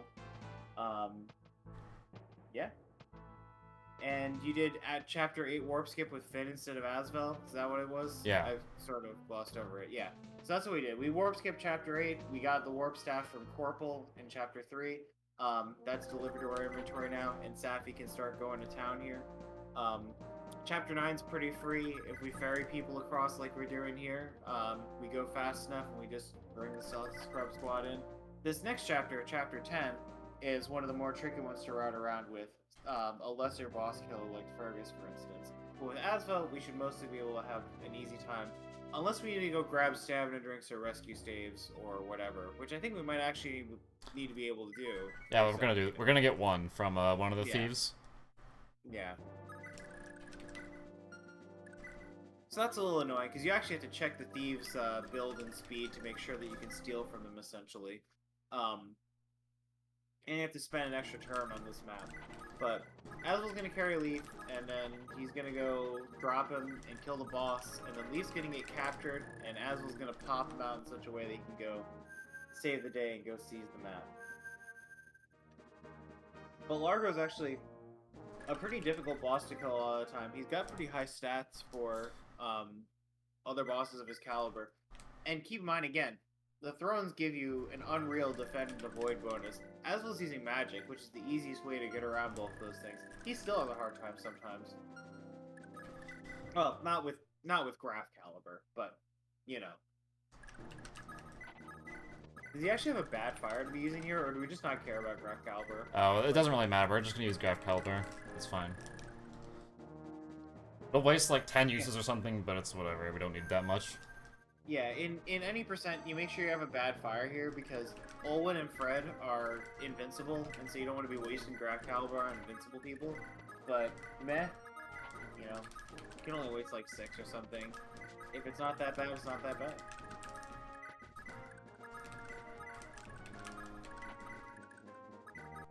Aswell's gonna be picking up...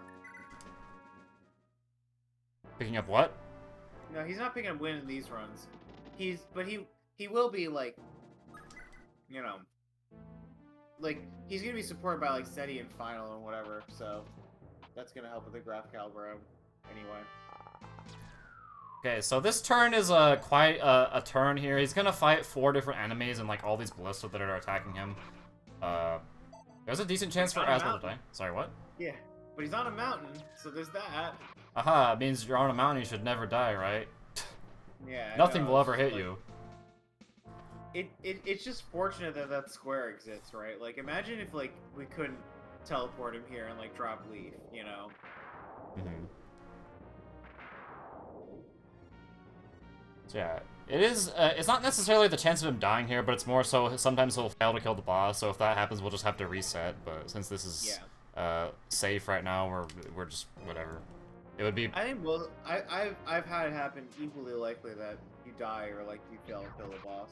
Really? I haven't had him die very much here, actually, so maybe it's just, like, random... If he dies, it's like, they'll get a couple of lucky shots in, and then Largo will just get him before his second strike. Like, it's happened a couple of times. Oh yeah, that dragon guy who just attacked him, he's actually one of the few enemies, like, in this game who has a name. But doesn't, like, talk or anything. It's kind of weird. It's like, it's one thing that only this game does in Fire Emblem. Chapter 5 boss like that as well, right? Oh. Or does he have a dialogue? I didn't think he had dialogue. Yeah, it's that guy, the whatever his name is. Well, maybe he'll get a movement star here. Well, if he doesn't kill me, or if he doesn't get a movement star here, I'll just have to reset the chapter. This just kind of happens. Sometimes you just kind of deal with it. And this movement star is kind of difficult to manipulate. I've glossed over the method of RNG manipulation a lot of time, but it involves using the combat preview screen to simulate combat and burn the numbers that you're going to use for combat. Other things that traditionally work, like moving diagonally or using movement stars, also burn RNs, but in this game, it does not work nearly as fast to use diagonal movement to burn RNs as a game like FE7 does, where, like, you can draw an arrow and keep refreshing the arrow. Here, you want to set up these sanitary combats that don't change much or don't have a lot of weird skill activations, and just use those to burn a consistent number of numbers over and over again. Every single one of Asvel's combats is at least going to be poisoned by him having Adept, which will force him to have extra attacks like a good portion of the time, which means that you'll be burning different numbers when you're in some seeds versus others, so you can't get to those consistent numbers that'll allow you to get good movement stars, like the 12 on 47 or the 0 on 641, for instance.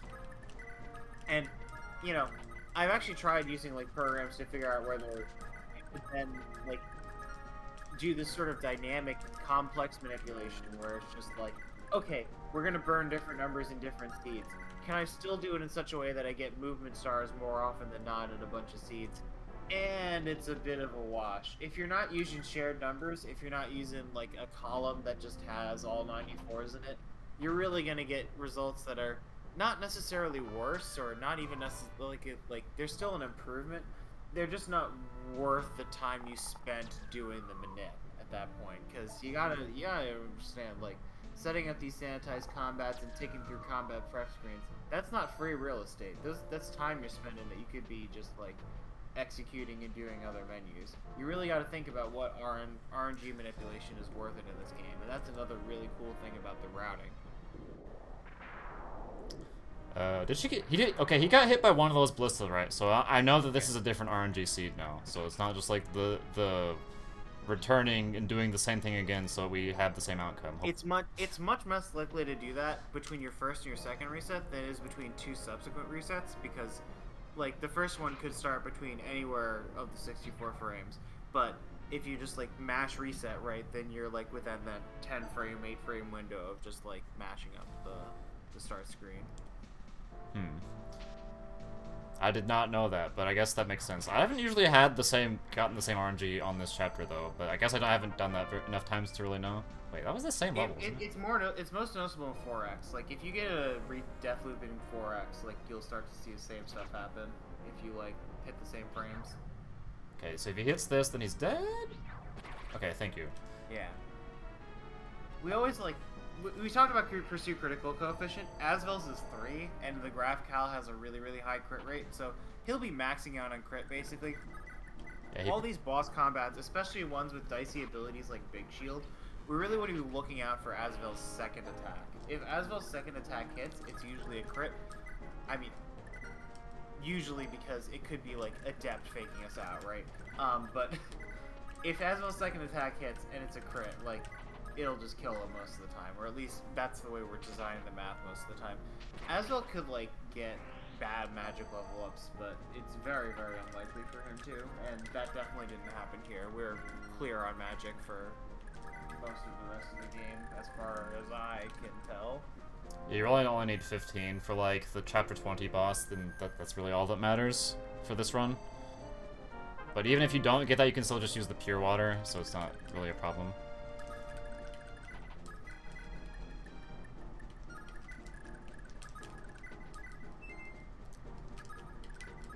So we're using Ronin here to manipulate a movement star and go get this rescue staff that's like a pain in the ass to get otherwise. Like, as far as I know, that rescue staff is like impossible to reliably get without doing that. So, good that you can do that, yeah. I guess. You can use Karen to get it, but like, yeah. Well, the fact that you have 3 movement stars means it's actually manipulable in an easy amount of manips. Like, you can get a 12 on 47, which is what he just did by doing, Robert's ticks and then moving again. Yeah. So we need to check this archer here to see if he has extra. He has 3 speed. Okay, that's good. Because that guy needs to have a certain amount of speed to be able to do a certain manipulation on him. And if Robert can't double him, then it doesn't work. So we're using the Elite Scroll or the Paragon Scroll on Orson. He'll be killing most of the enemies in this chapter, pretty much by himself. And this will be useful for a few things because we need him to level Khan, hopefully, so we can carry Dean later on in the game. And also so he can just be better at like surviving later on in the game too. Both also saves Asvel's weapon energy, I guess. Like, you know, we don't need to get lots of fires to get through all this. But yeah, this chapter's kind of tricky because recruiting Corette is like really annoying. You have to actually trigger the trap, and then like you have to go talk to Fred, or no, you don't talk to Fred. You just sort of let him. Do you have to talk to Fred for him to start escaping, or does he just start doing that? No, he just turns green whenever the trap is yeah, started or whatever. Yeah, it's been a while since I did this. So he has, I think Oshon has, yeah, he has 12. Okay, so he already got what he needed, but he needs to have 13 con so that he can carry Dean later on in the game.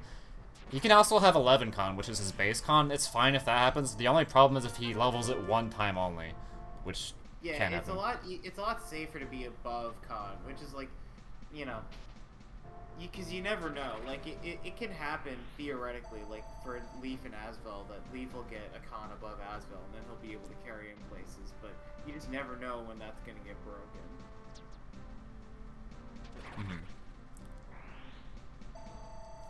Wait, he has like not. So he, oh, okay. It's like he's not getting some very good load. I guess his growth rates aren't the best, but whatever. So we're gonna surround this archer here so we can use him to RNG manipulate off of later. It's like one of the weirdest things you're probably ever gonna see is like surrounding this archer for that. But it's something that people like. You're more likely to see casually than in the speed run, like the surround archer strats, just like for one reason or another, like weapon XP or XP or something silly. But like, it's really quite nice to actually just pen this guy in for manip purposes. Makes me happy. Wait, there's like, okay, there's no dudes over there actually, so it doesn't matter where I put them. Sometimes, like, the movement of those armor knights up there is completely random. There can sometimes be more of them versus, like, less of them, just, like, kind of randomly in different spots. Like, they're just kind of, like, they're literally just random. So, yeah. Yeah. It's even casually, like, you know, while you're making your way slowly up this way, it's just kind of fun to see these guys go around randomly, like, what are they doing, you know? And, like, there are a couple of boxes of enemies like this, like in 17A, there are some guys in the field that are random, and there are some dancers that are random. It's like, and you can just clearly notice as a player that they're random, and it's just like, oh. Yeah, because a lot of the time the game doesn't really have AI. The AI isn't actually moving towards you ever. It just kind of like moves in a random direction. There's not a whole lot of enemies in this game that actually move towards you when you're not already in range. It's kind of weird, actually. Yeah, enemies are built to attack you will like try and attack you from like almost anywhere. Most enemies, as far as I can tell, are really just like goal oriented. They'll like get to the temple, or they'll get to the location, or they'll get to you, like, or they'll move around randomly or something. So Oshan has like 105% HP growth right now, so like he'll always level HP. He has like a 5%, so that means he has a 5% chance to get 2 HP also, which sometimes happens. I mean, sometimes as in like 5% of the time, obviously. But he can sometimes die to these guys. That's why it's maybe helps to be a little bit careful. But like there's only so many places you can put him here. It's just like a little like narrow hallway you kind of run through here, and you just kind of have to hope he survives, kind of. And there's really no way to predict where these guys are going to be because of the randomness we were just talking about. There's just one of the many things you're going to have to improvise on in Thracia. But he's fine, though. He shouldn't be able to die to these last 3 guys, I believe. We just have to run up and heal. Like this. And now, importantly, Orson's in the room here, but Leaf is the only one who can trigger the trap here. So that's what we're waiting on, really. Oh yeah. That's right. This is Thracia 776. True, that is... Wait, whoops. That is the game. Oh yeah. I didn't, like, put her close enough to die. Well, hopefully he doesn't die. So Okay. what happens when the doors spawn here when you put people? Do they get sort of shoved out in a certain direction, or do the doors just not spawn at all? It just kind of moves you a certain... I don't know if it's like a consistent direction always, but like if you put Finn up... Usually Finn gets pushed up north if you put him at the very northern edge of that hallway there. I don't know if it's like ever works differently if you're like in a different spot, but it seems to like push you... I don't even know, actually. Yeah, this is Fire Emblem 5, and yes, it was a Japan-only release. It's considered one of the godfathers of sort of modern Fire Emblem, like, design between the multiple map objectives and the sort of map scaling and the introduction of mechanics like rescue and such. But it also is simultaneously considered the black sheep of the franchise because it introduced so many weird mechanics that I've explained over the course of this run that never really did get used again. It's quite an interesting piece of Fire Emblem history. And the speedrun is all the better for it. Very, very good speed game. Would recommend anybody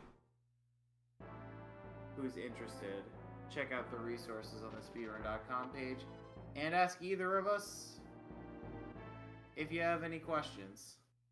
Yep. I'm gonna be doing something complicated here, so I'm not gonna like be able to talk for a bit. So we're gonna warp him up here, and then we're gonna do a manipulation to do a certain thing. So just wait a bit while I do that, I guess. Also, we need to pick up Safi.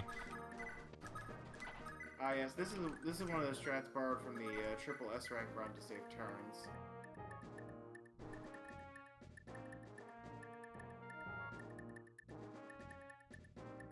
What I believe we're going to do is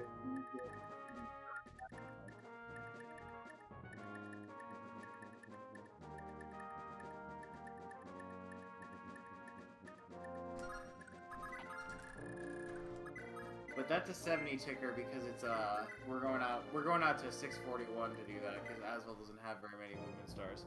See, the table could have been laid out so that it was just always easy to manipulate movement stars. But I really like that for characters with fewer movement stars, it's much harder to get the manipulation off. It makes this sort of fair RNG manipulation gradient essentially, where it's just like. Yeah. So, characters actually get to move more often in manip fronts.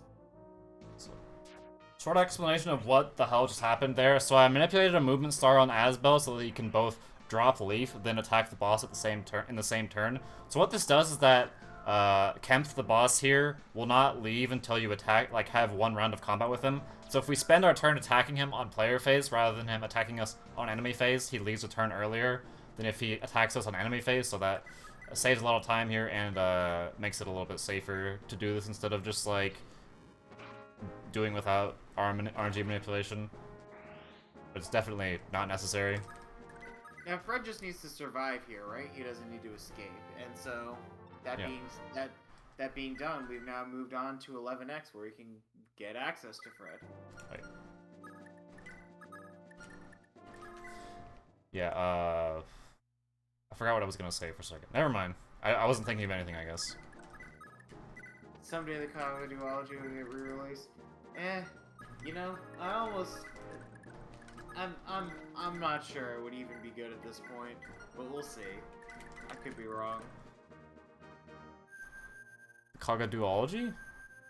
The FE4 and 5, I assume, is what's being meant by that okay. chat comment.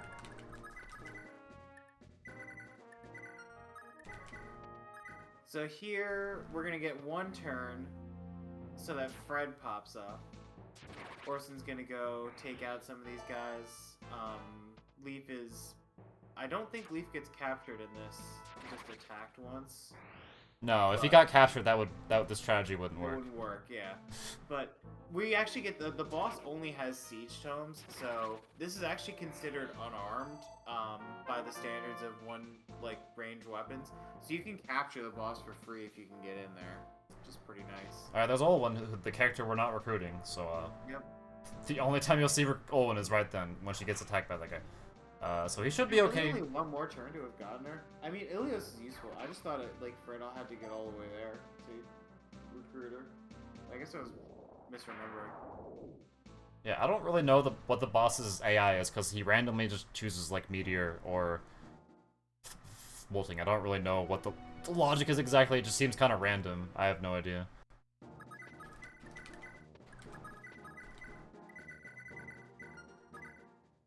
Taking that for money, I assume. Oh, I guess bolting is useful. Do we ever use the meteor though? No, we just sell those things. We use the Ilios comes with bolting, so we don't need to think about that. Wait, whoops, that's the wrong menu. Oh yeah.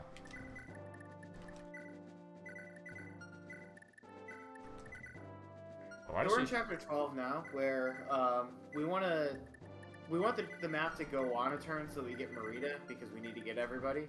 And we also need to capture Salem with a full sleep staff, because we're going to be using sleep the entire run. So we're going to manipulate his AI, because he only uses sleep staff half the time, and we're going to use the same principles of RNG manipulation that we used for Safi staff misses to make him decide not to use a staff, essentially, on his first turn.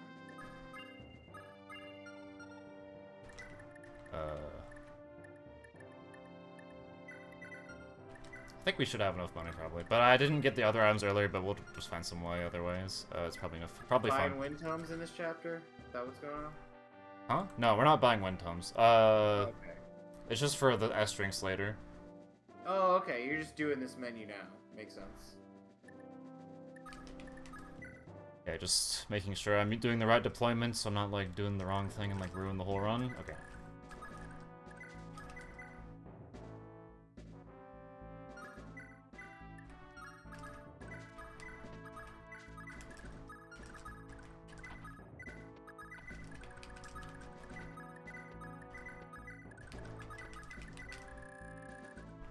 Wait, whoops. Okay, there we go. I got the line wrong there, so I would have like warped into the wrong spot accidentally. Yeah, you gotta. It will tell you what's a legal square and what isn't, but you still gotta fly blind here with this cursor. You just go like parallel exactly from his spot, so. Oh, what? Okay, I guess that didn't work. Wait, what? Did I do that wrong? Whatever, we'll just do that Did again. he actually use the staff there? Yeah, he was using his staff.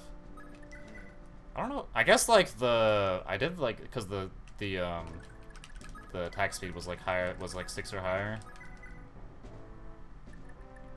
I think that one should work. I'm not actually sure. And Safi does have 10 skill right now, so I do need to do this. I don't know what you just did there. I felt like it was not right. Wait, which part? The Karen thing, because you did like. Did you do a take with capture and 2-hour attack? Like, I felt like you just did. I did 3 with Yeah. The capture command. Hmm. Yeah, there we go. That's right. Okay. Warp doesn't need line of sight. Yeah. Wait. Does it? I can't remember how it works in other games actually. In MP6, it definitely does need line of sight. You actually have to get people out there to get people warped in Fog of War. Only 10 more chapters until Reinhardt. Well, unfortunately, oh wow, he almost one-shot the guy. We're not gonna really see Reinhardt do anything. So sorry to disappoint you there. We'll like see him for like 2 seconds as like I scroll past him, I guess. MP heroes. Okay.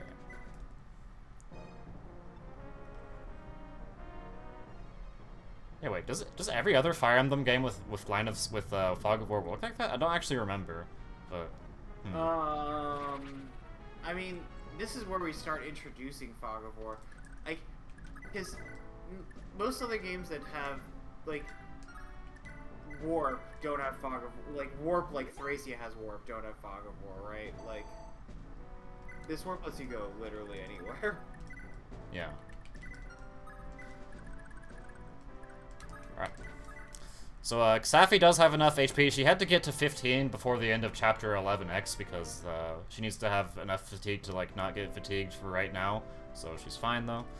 And we'll be able to go into this chapter, which is, it is a chapter, I guess. That's how I can describe it, at least. So yeah, this is Chapter 12X, which is, you know, we could skip this guy then if we, like, waited 12 turns in Chapter 12, but in just about any sane run of this game, that's not happening. Basically, though, we need to go here because we have more characters to recruit.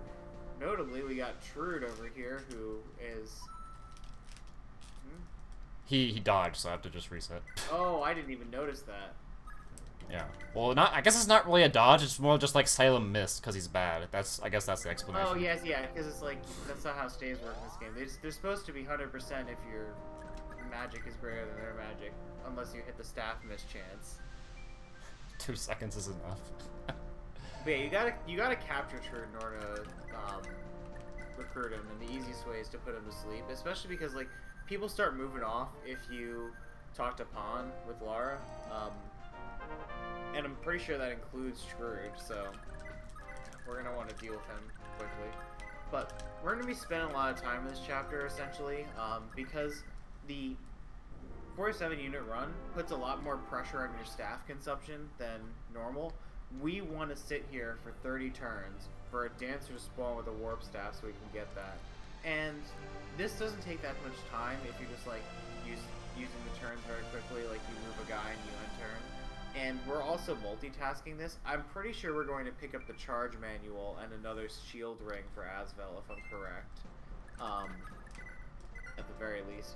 And plus, in any case, in any max recruitment run, you need to drag Safi over here in order to recruit her sister, Tina. And there's just no way to do that easily because no one else could warp her over there. She actually has to walk, so it's really not that expensive to just wait around a couple more turns and get the warp, and pretty necessary for some of the future chapters regardless. So that's the rest of the game plan. Yep, so the rest of this chapter is just going to be like walking simulator, essentially. We're just going to like move like one character, then end turn like a bunch. It's very, very exciting, I'm sure. Get to hear the victory music start up like 50 times here. Best part. That's sarcasm, by the way.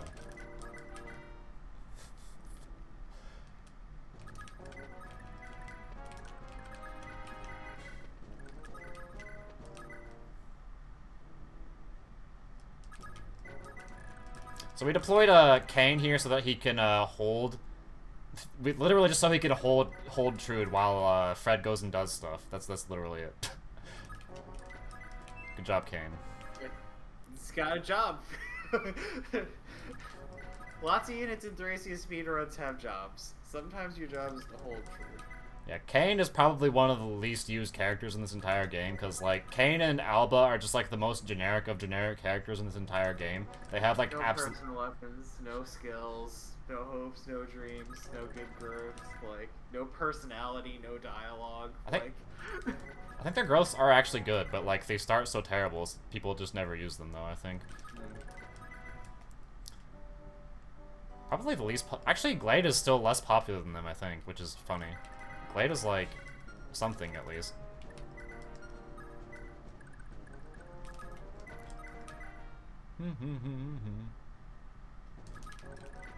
Oh, wait, actually, I should get the Knight proof over here, just so I can, like, promote Oshan later. Why not, I guess.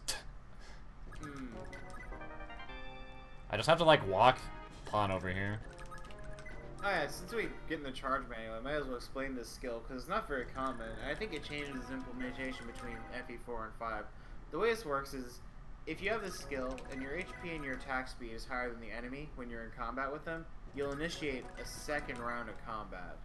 So this is very useful for consistency. In Fergus runs, actually, Fergus will get the charge manual so that he can kill some of the beefier magic units in the game. And cutting this was something that I wanted to do when streamlining the route, but very difficult to cut. Regardless, it's more of an incidental pickup in this run because Asvel doesn't really need it to kill the bosses, but it sure does help in those couple of marginal edge cases where he might fail like 10% of the time or whatever,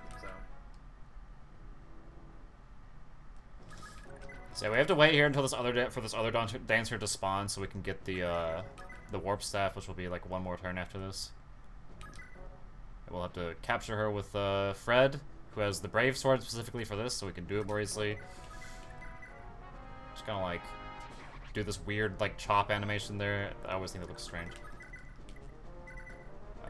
We don't need this. Okay. Oh no. Wait, which one of these? I guess I don't need this either. Whatever. Oh yeah.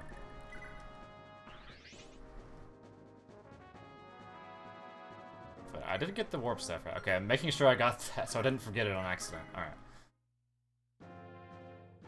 Oh, alright. Just got the frame perfect text skip there, which sometimes happens.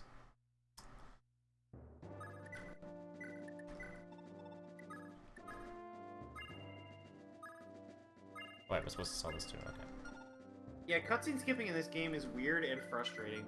Like, you can only cutscene skip, like, between characters being printed, and, like, there's a frame-perfect text skip before the text box even shows up.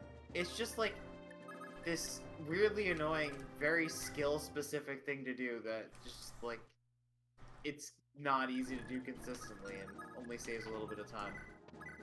Yeah, I don't think Mago can do it consistently. Yeah. Yeah, you can do it. It's a little better than I can, but it's still not consistent. If this goes anything like it normally does, though, we're going to be doing the any % chapter 13 stuff where we...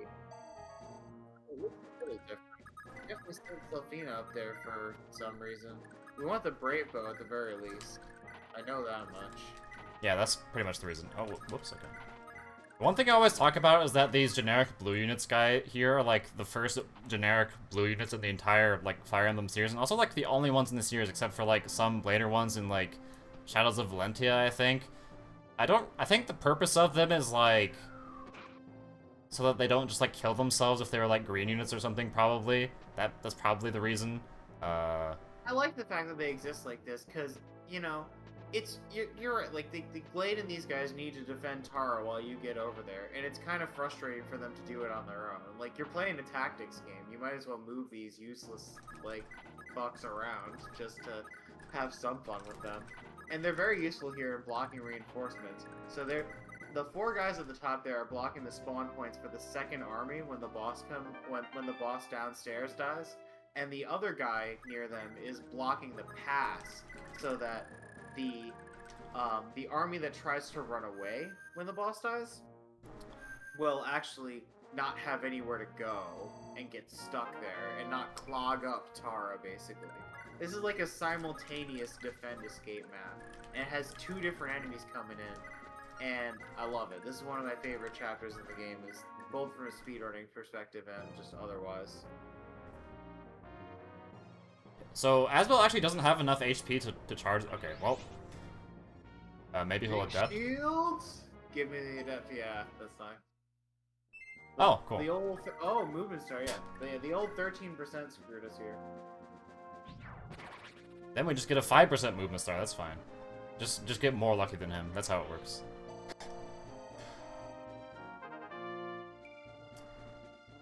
That's why I don't reset immediately, because I know that can happen, of course.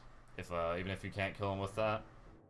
But I do wonder sometimes if it's actually worth it to wait for that. Like, most of the time it's not going to happen, though, obviously. So, like, I guess it's only like 5 seconds, whatever.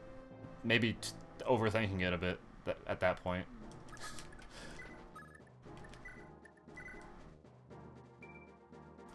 Oh yeah, there's also, yeah, the other shielder. Wow, Asvel had 10 defense. That's quite a lot.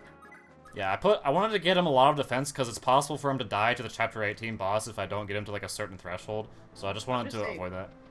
Even for double shield ring, it's a lot of defense. Mm-hmm. Like, I think he's gotten a few level ups. Yeah, he got like 2 level ups with it.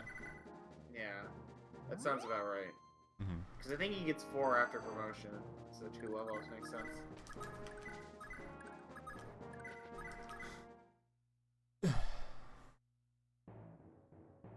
So after this defend escape map, we're going to move on to a defend map, which really should play out the same way it does in any percent, where we just try and avoid as much combat as we can and make a clot where capturing guys don't get to move in and capture, like, the other guys don't get to move out, basically. Really, really cool stuff, but gets a lot less cool when you have to do it a lot of times for any percent. Like, this is a bit of a long chapter. Yeah, it's kind of sit around for like 7 minutes the chapter, so get prepared for that, I guess. If that's. We're also gonna buy stamina drinks. How many are we gonna buy? 4. Wait. That's a lot of stamina drinks. That's 3 more than any percent buys. Yep. But we also get 1 more from Homer, who just has one innately because he's cool, I guess. That's right. We do bring Nana here now because we do have to do a recruitment. We gotta get Homer. So. Wait, I could have just dismounted her in the next turn, whatever. I accidentally hit wait instead of dismount, but whatever. But hey, Thracia saved those prep screens automatically, so there's no harm, no foul.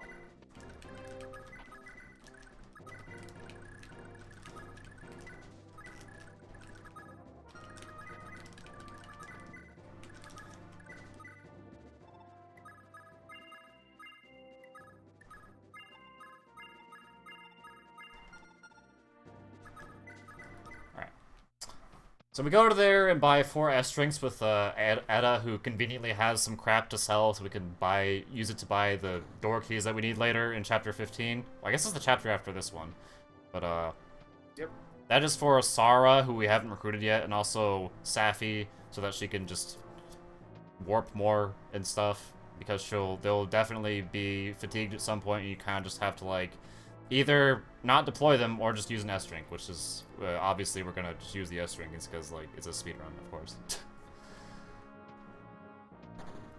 Oh yeah, so this is the first defense chapter in Fire Emblem, basically.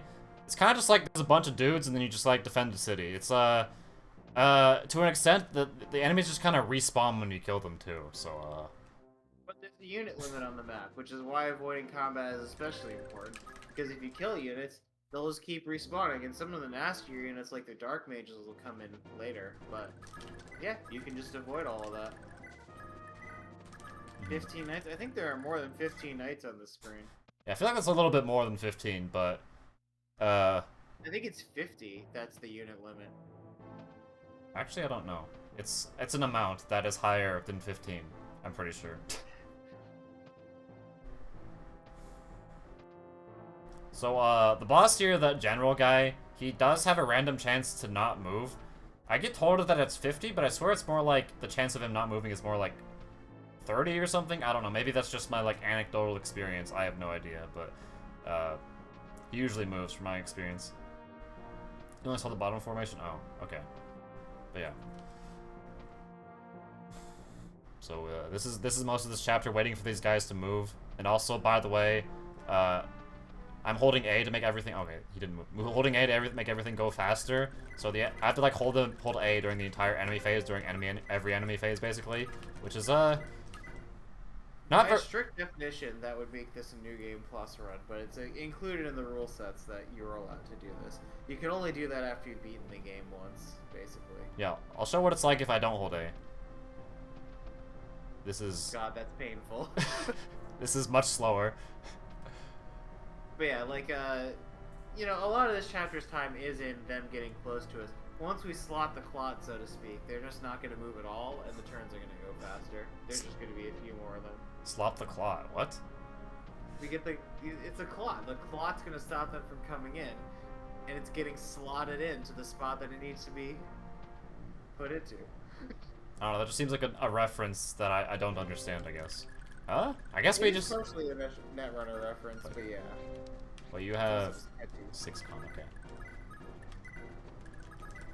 I just checked if Asbel could be rescued by Finn, and he can, so... If Asbel had 9 or more con, I would just, like, oh god, just, pass... Switch things up somehow? I would, have Dean move down and, pass Nana to Finn, then pick up Asbel, then move back up. So, it's not really a big deal if that happens. You just have to, like, remember it, I guess, which I didn't, so, oh no, time loss.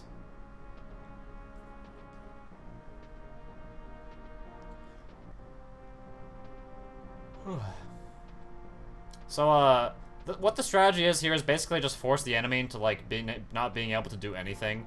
So, they captured one guy already, and we're gonna let them capture Finn on the next turn, so that they, and I guess you'll see kind of what's gonna happen, I guess. I don't even know why I have this fire anymore, whatever. So they're gonna capture Finn, and then, there'll be 2 guys sitting here carrying someone, and they're gonna be trying to, like, continuously move away, but they can't because, like, the AI... Yeah. The AI isn't smart enough to realize, like, oh, these guys can't go anywhere, so, like, we're just gonna not do anything. Like, obviously, if you're a human, you're gonna, like, oh, I can just move these guys back, and then these guys can, like, move out. But, AI not smart enough to know how to do that, so they just kind of sit here doing nothing, as, the guys that is capturing are trying to, like, leave, but they can't. And the guys that are trying to attack can't attack because, like, the guys that are trying to leave are in the way, so nothing happens. Yep. And worth noting as well, like, because of the way, like, we didn't kill anyone and the axe guys generally tend to go first, this also means that, like, our bow units don't, or their bow units don't harass our flyers. It's bunched up in that level, too. The archers, the bow knights, the bow armors can actually just, like, walk up and, like, attack sometimes, which if you're really unlucky. Like, but... if they have extra move or something, basically, like, that's something they might... This map is kind of hard to predict. Like, you don't even know who has an extra move half the time and when it matters and how to deal with it. So you can be on a good any percent run or a good all recruit run, I guess, and it's just like, this is like the silent killer because it's just such an easy chapter most of the time. But like, if your run's really good up to this point, at least I get scared that something's gonna go wrong here that I couldn't have expected. Yeah, if you have to reset here, that's just like a rip run because you lose like 4 minutes or something. Yeah, like even in the best case, you lose like 4 minutes. Terrible.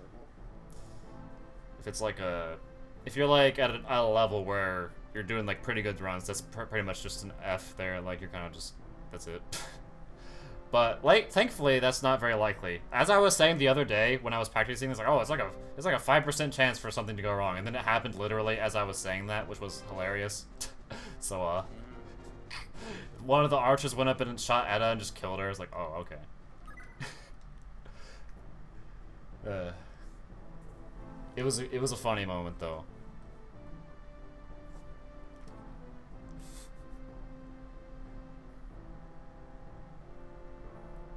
Oh yeah, also there's these green dragon knights here who actually are not friendly. They are actually enemies, but they're not going to be able to attack anyone as the chapter's about to end right now because they can't reach us. They don't get here fast enough. Sad days for the green dragon enemies. They would have harassed us if we were trying to get like villages down there at the very least, but they got some good stuff like the dragon lance and the what's it called, the Resire, which are pretty cool.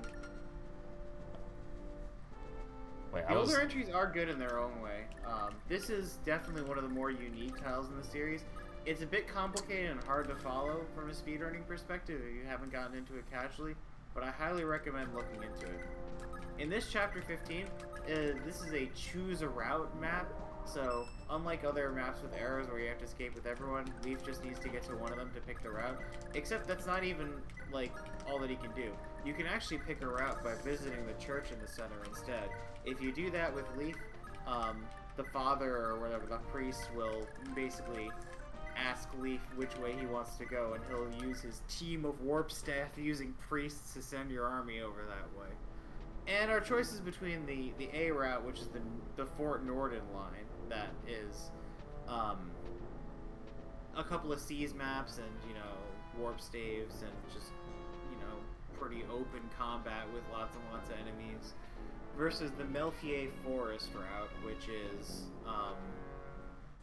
an escape map and warp tiles and lots of nonsense that we don't really want to deal with at all.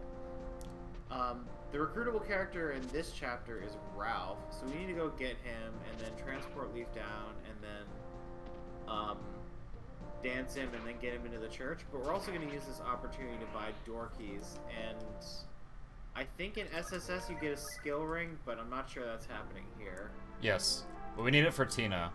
Yeah, okay, so we still get the skill ring, because Tina's still useful, very, very useful. I guess you technically don't need it, but it's definitely helpful. And that's what I was missing. Ralph is the one that gets the skill ring, so yeah, it's pretty free to do that.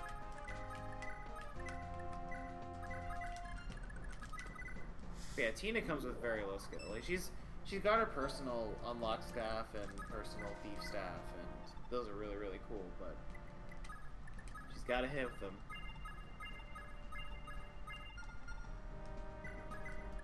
Whoops. Okay.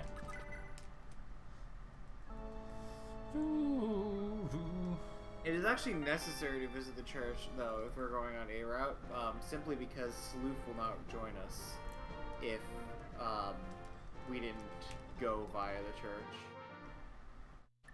Which is something that frustrated me when I played the first time, because I didn't know that. Like, everyone who plays this game casually just goes to the church, though, so I feel like people, a lot of the time people don't actually know that. Which I didn't know that either, so I guess yeah, exactly, like, I played it casually, I didn't go to the church, so it's like, mostly because I didn't want to, like, screw up the dialogue, because I couldn't read the Japanese. I was like, left arrow over here, this is where I have to go. Mm-hmm.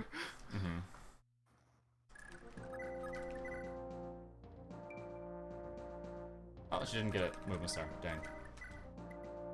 Yeah, Tia's got a 25% chance to go again, so it's actually pretty sweet. Yeah. We have to spend an extra turn on this map, though, right? Because we're stealing a sleep sword, and we're recruiting Ilios, and we're getting Sloof, so... I think if you kill the boss, some enemies start to run away, and it's actually not that much of a problem to delay this map one turn. But we'll see the consequences as we go through it here. It would be possible to do this map in one turn if you got like a movement star on Tina and Laura, that's like very rare, of course. So I'm not counting on that. surprised. How does Leaf seize in the one turn Well, after visiting the village? Oh yeah, I guess he would have to get a movement star too. Oh yeah, it would require 3 of them to do that. So that's probably not happening. These anime portraits are really good, but also just like the specific direction by this, I guess, art director or character designer, is really top notch in my opinion for the old Fire Emblems. Like I enjoy seeing these Thracia portraits all the time, and like one of the good things about FE Heroes is like, you know, sometimes they come out with good art for this game that hasn't, you know, existed for 20 years. So very, very cool stuff. So now we see go against Baruch. I just remember this guy being hilarious because like in Magu's SSS rank run at this part, he had to reset here like 5 times because he couldn't kill this boss. It was just really funny to me. This boss never stops. This is ridiculous. Okay, we have enough. Of all the things to go wrong, Baruch. Well, it's because in that route you can't you don't get the warp staff in chapter 12, so you can't like warp Leaf over here on this turn. You have to wait. Oh, you just don't get Leaf support. Yeah, that'll help. That actually be a thing. That was just so funny to me, but I guess it's sad for Magu though that happened. Oh yeah, so Ilios is a recruitable character. He's attacking Shroff here with a bolting. It cannot kill him because Shroff has a scroll, meaning he can't be crit, so there's no risk here. Even if he's got the Heim scroll, I forgot about that. Or it's the Bloggy scroll actually, but Bloggy scroll, yeah, the Heim scroll is somewhere else. Like I always mix those up. That's the one you get from 12. So we use Tina here. She has a thief staff she can use to just like steal from anyone who has less magic than her. Then we just take this guy's sleep sword because we're cool, that we're gonna use for later. Yep, we really, really, really need that for Xavier. We also, I'm pretty sure, need that for Misha as well. Yeah, well, and for chapter 22. It's used one more time in chapter 20. It conveniently has exactly enough uses to be used on Misha, then the guys in chapter 18, and then also one guy in chapter 20. Kind of funny like that.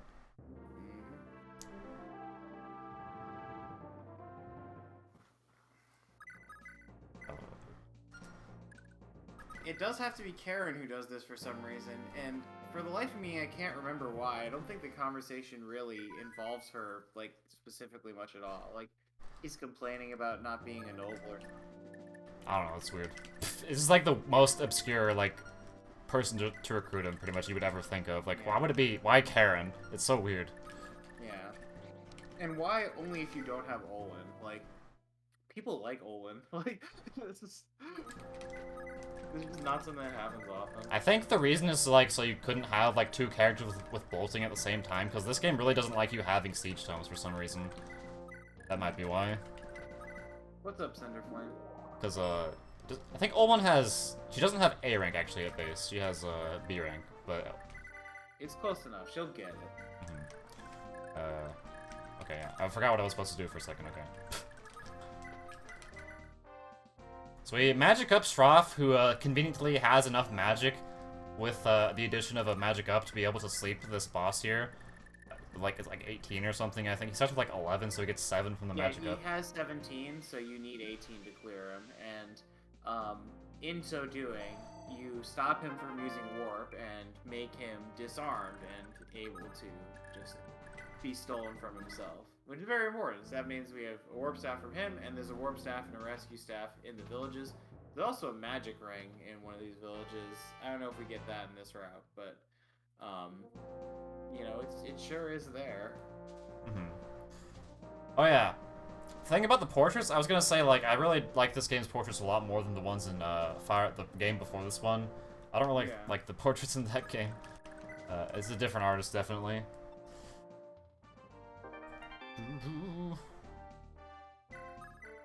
Now we move like 3 characters here, and then end turn again because there's nothing else to do. We just have to wait for Misha to. Yeah, like you can't. There's no easy fix for it. Misha just has to come down here. Yeah, she can get a movement star here and kind of just ruin the whole strategy, but that's pretty rare to happen because it's only 5%. Also, this is like the secret mystery of like that has never been solved in this game is why these Pegasus Knights don't attack Dean. It's like the strangest thing. Yeah, because they do actually have combat against him, right? Like this is not something I'm imagining. They can actually damage him if they attack. So Yeah. It's not like some Thracia, like they don't just run themselves in the ground. They actually will not attack you if they don't do anything.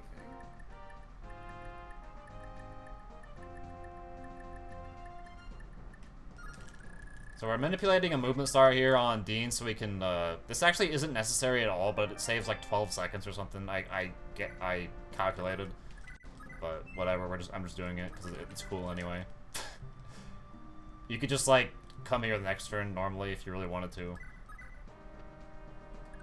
And then we have to do 3 different things here to recruit Misha. We first have to talk with Karen, to whatever, you have to do this first. And then you have to capture her, but that requires dismounting her with sleep, because you can't capture a mounted unit unless they're...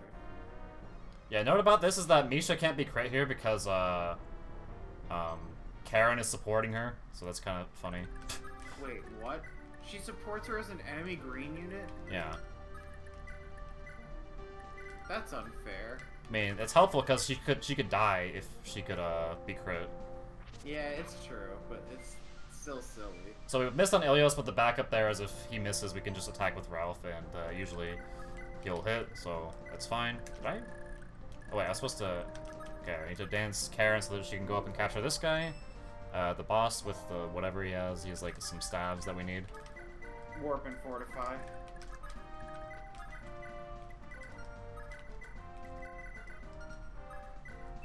Oh wow, thank you. Very important. Then we just kind of warp to the end, and then we're good. Or we're done. Whatever. There's like so many actions occurring in this chapter. It's pretty... I think it's pretty cool. How much stuff you do here. You actually hear the player phase music for a long time in this chapter, which is uncommon, because it's like so much you do. This player phase music, at least. Usually when you hear player phase music for a long time in a chapter, it's like chapter 5. Like the gloomy Master Escape music. I'm just paranoid that I forgot something, so I'm just gonna like check all this crap. Okay, we're fine. Alright.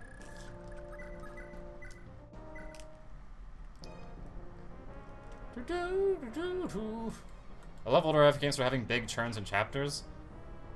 Big turns. You mean like FE4? I mean... Yeah, that's definitely... I wouldn't say that's all of them, but yeah, that's definitely FE4. But sure. Yeah. That's the appeal of FE4, definitely. Is, the scale. We haven't really... For all that I can complain about some newer FEs, we haven't really shrank on the scale that much between, like, you know... Now it's only 3 houses, at least in the number of units you're liable to be using on a turn if you, like, want to have fun with the game. We can still have some pretty big armies doing some fights. It's just going to be in a different way.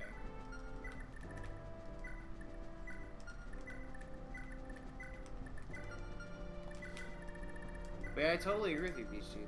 I actually, I ran a Fire Emblem 4 based D&D campaign, and it was really, really fun to run an adventure on that scale, like, as opposed to any other kind of thing that you might normally do. Did that through the whole of the pandemic. Best time of my life playing that game.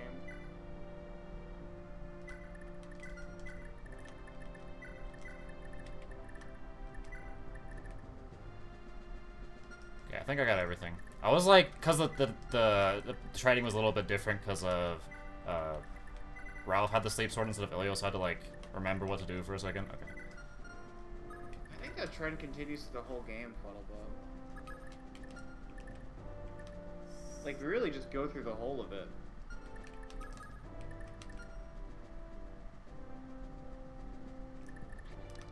Okay, yeah, we're good. Alright, time for a big meme chapter here. So this is like probably the most, this is definitely the longest chapter in this run. Here we go. Give this to him. Wait, no, not what the hell am I doing? That's the wrong thing. Whoops. Okay. Okay, we're fine. So for those uninitiated, which is a few of you here, this is Chapter 8 of Fire Emblem 376. and normally you can just warp skip this. But we are about to attempt, because we have to, the hardest recruitment by some metrics in the entire game. I say by some metrics because it doesn't actually require you to do much like outside of this chapter to do it. It's just really, really inconvenient here. Anyway, so these green units in the room to the left over here that we're looking at right now, these are the family members of some of the red knight units in the central room that we can currently see on the left right now. There are 12 knights in that room, and 8 of them are our Leinster knights, and they have family members over there. 4 of them are Frege knights, and they're just always enemies. But the goal of this chapter is to get each Leinster knight to talk with their specific family member, which will turn them into a green unit. And once that happens, once everybody's converted, then the big-ass general in the middle there, Xavier, will start coming over, and he'll make himself available to us. There's a lot of trouble, like, casually when you deal with Xavier. The first is that killing the Frege Knights is kind of hard in isolation. And we're going to be using Ilios and Asvel to do that by hitting them with magic over the walls. The other is that coordinating the family members to talk to the right guy is also kind of hard. And we're going to be doing that by hitting the Leinster Knights with the sleep swords and causing them to go to sleep. It's actually weird because in this game normally, like we just saw in the last chapter with the Misha recruit, we had to talk to Misha with Karen first and then put her to sleep so we could capture her so that she could be recruited. However, if we put her to sleep first, we wouldn't be able to talk to her with Karen because, well, they can't talk to us if they're asleep. This restriction does not exist for Xavier's Leinster Knights, and I think that's why casually so many people didn't think to do this, because it just doesn't work most of the time. But yeah, in like challenge runs, SSS rank runs, speed runs, this is going to be by far the most consistent way to do it, even if it's a little turn inefficient. Just dragging these guys out one at a time and sleeping them. But yeah, this also solves another problem casually that you can have with Xavier recruitment, is that when these guys become green units, the Leinster Knights that are still red units will attack the green units, and this actually sometimes results in lethal combat for the red Leinster Knights because some of them have hammers, and then they die before they can be converted, you know? They die traitors, and Xavier, you know, is forever sad or something, I guess. So yeah. The goal, like, you know, we're going to be moving people around to make this goal happen, but we're also going to be doing a lot of Elder teleporting to block reinforcements, and do some training as well. Like, maybe you can go explain some of the stuff that's going on in the bottom and the top sections here that you just did those warps for. You mean like warping Leaf or rescuing Leaf? Which Yeah, part? well, so Warping Leaf makes sense, because that's just, he's gonna be going to get Xavier after this, and Well, he also... Sarah needs to heal them while they're doing this stuff. But what about on the bottom near those chests? What's going on there? Well, we warped Fred over there to block the reinforcements. Wait, what the hell am I doing? Oh yeah, go over here. Go over here. So we can, get a rework. Okay, this is, like, so hard to explain right now, but, he needs to be down there. So Fred needs to actually take some rewarps from the Dark Mages. He'll block the reinforcements most of the time, but when he does it, the Dark Mages will spawn and you can capture them and take the rewarp staves, which will save some stats for later on. Wait, does he? Why does he have 2 door keys? What? How did that happen? Okay, whatever. When did he get that? I'm so confused right now. When did he get... But yeah, we're not going to be opening up this door on the right here with all the dancers. I'm not even sure why this room exists. Like, there's just a room with randomly moving dancers every single turn. It's just, like, adds insult to injury with this map for how long the turns can get sometimes, that they just have to force move randomly. Oh yeah, that's right, the Leinster Knights also have movement stars, which can throw things off too. Yeah, that's why To top it all... that's why I unequipped Oshan, because he can kill them if they movement star and like run up and attack him. So we obviously don't want that to happen. So just unequip him. Yep. But yeah, to top it all off, there's actually a mechanic by which these smaller, like, Leinster soldiers here, like the one that attacked Ocean just then, if you leave them all alive, then you get the membership card for the secret shop later. But we have no need of such things. We're not gonna get to the secret shop in this game. It's and also we're kind not of gonna useless. care what those guys. Yeah, it buys stat ups at a point where you don't need it, basically. But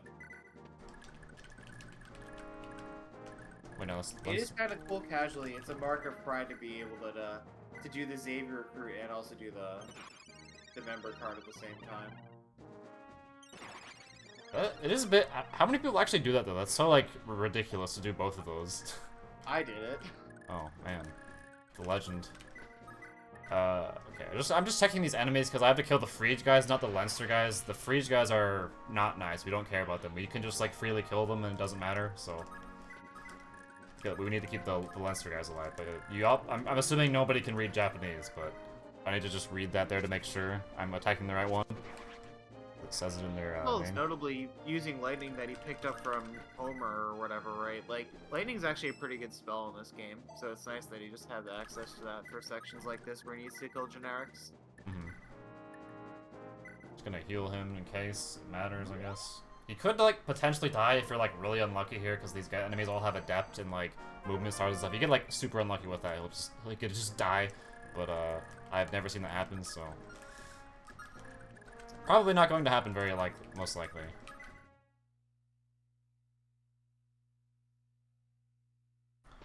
Also, I wanted to get Sarah a magic level before I uncover the reinforcement zone with Fred there, so that when the Dark Mage spawns, I can like silence him. Like sometimes we'll have like more than 10 magic, so she can't silence him then. So if she has one more magic from base, it's more likely that that won't happen. I didn't even think it was possible that they can have more than her base magic, but the game just kind of throwing me out for a loop there, I guess. I don't know. Yeah, that's surprising to me too, honestly. It's very difficult to surprise me in this game before, and that's wait. I can't. You keep. I don't know if it's my connection or it's yours, but I can't hear you pretty clearly sometimes. Let me check Discord. It says I'm sorry about that. That's fine. It says I have 40 ping, so I don't know what it would be, actually. Yeah, It could be my internet. I don't know, but I haven't had problems today, and I've been out all week before, so. But you like minimize something, so whatever you just did. Oh, sorry. I'll work on that in a second. Wait, he's full health. I was just like lost my track of what I was doing. Okay, this guy. Wait, this is Frege guy. Yeah, keep focused. This is a long chapter. Okay, so hopefully he'll crit to kill this guy, but we kind of have to attack this guy with the bolting so he doesn't like bother us. Alright. Well, he's gonna run away now at least. That's nice, I guess. Wait, no, that's a Leinster guy. Oh god, don't want to attack him. Okay, this is the right guy. So sometimes the Frege guys won't be next to the wall, so we have to like we have to bolting them so that they just like run away and we can kill them later instead of like running up and attacking or something.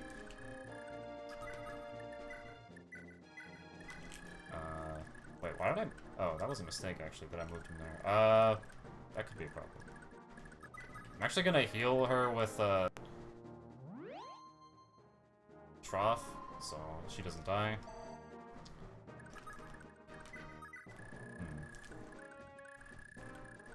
Okay, that should be good. Hopefully, this might be a problem because he's gonna get attacked by that soldier and the Dark Mage now, but as long as I can just silence that Dark Mage and capture him next. Oh wait, I need to bring up my OBS again. Sorry. Yeah, you should be able to see it now. All right, there we have return to the line of being able to see this game. Yeah. Well, he's gonna get attacked by the soldier too, but it's fine. He's not gonna die. He's probably a kill-out soldier. Well, he doesn't have the... I unequipped the Thunder Sword so that he wouldn't counter the Dark Mage, so I'll just have to kill him later. I'll just, like, capture him with the Thunder Sword so he kills him on enemy phase, hopefully. So we're kind of just, like, making a... So, like, an important thing about this recruitment is you have to, like, be mindful of where you're attacking the enemies, actually. Because, like, you can block, your way out if you sleep him in the wrong spot. So that's why we're doing, like, specifically, like, in this line here at the beginning. Oh, he's... This Okay. is just by far the most consistent way to do the sleep strats, and if you don't care about turn count, like it's really gonna help you out.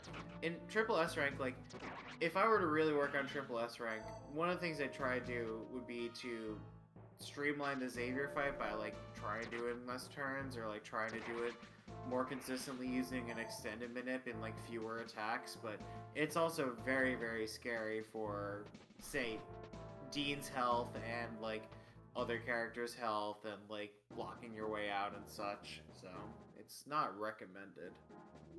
Yeah. I need to... Lord knows how dicey an extended manip of Xavier would be. The varying stats of your characters up until this point.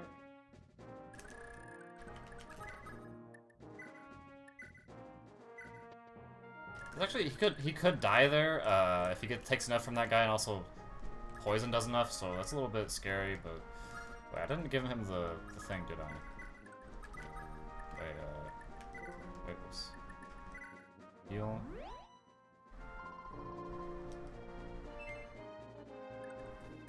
Wait, this guy's over here. All right. I'm a little bit scared there. Wait, yeah, there's 3 of them here. Okay. Hopefully he'll like not take enough damage to die. It's pretty unlikely he will, but that was kind of my mistake for not like realizing that that soldier was over there. But it's not the greatest. Oh, thanks for the raid. You love me?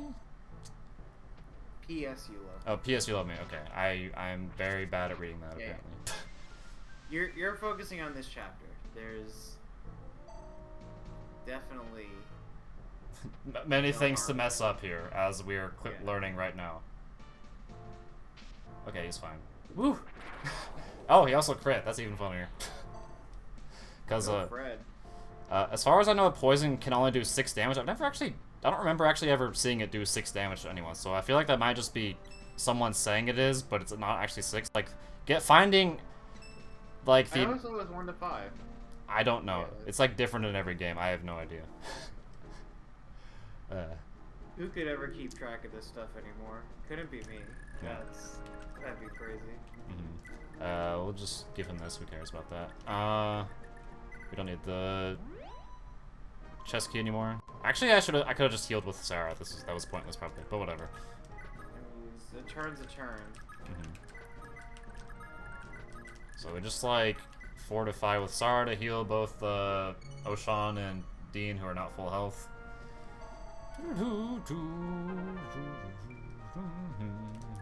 Okay, now we need to open this door so we have all the dudes come out here. Wait, where's... Okay, this guy is like... He's like gonna run over there. So I guess I'll just like bolting him again. That's probably the correct decision here. Okay, he's dead. Cool. Ooh, was that a crit? Yeah. This is like... Okay, that guy should die, and I don't know why I'm scrolling around as if there's something else to pay attention to, because there's not, so we're good there. Checks are checks, you know, I understand. I'll scroll around in like chapter 20 for no reason, just because I'm paranoid, even though I've done it a million times. Happens to me a lot. There's a lot of things you can mess up in this game, definitely. It makes you very paranoid, and it's probably just like a this thing game, because I don't see people who run other games do it as much. Maybe it's just me, though. I don't know.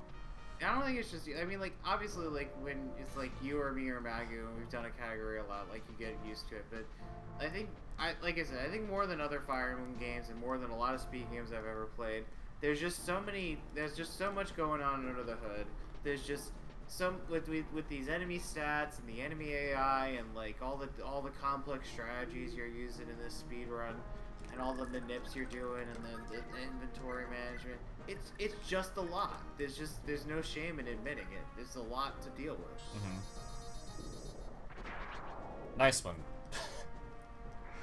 Forget from downtown there. Soul? What? Was that Soul? Is that what just happened? Yeah. Oh my god. The soul bolting, so useful.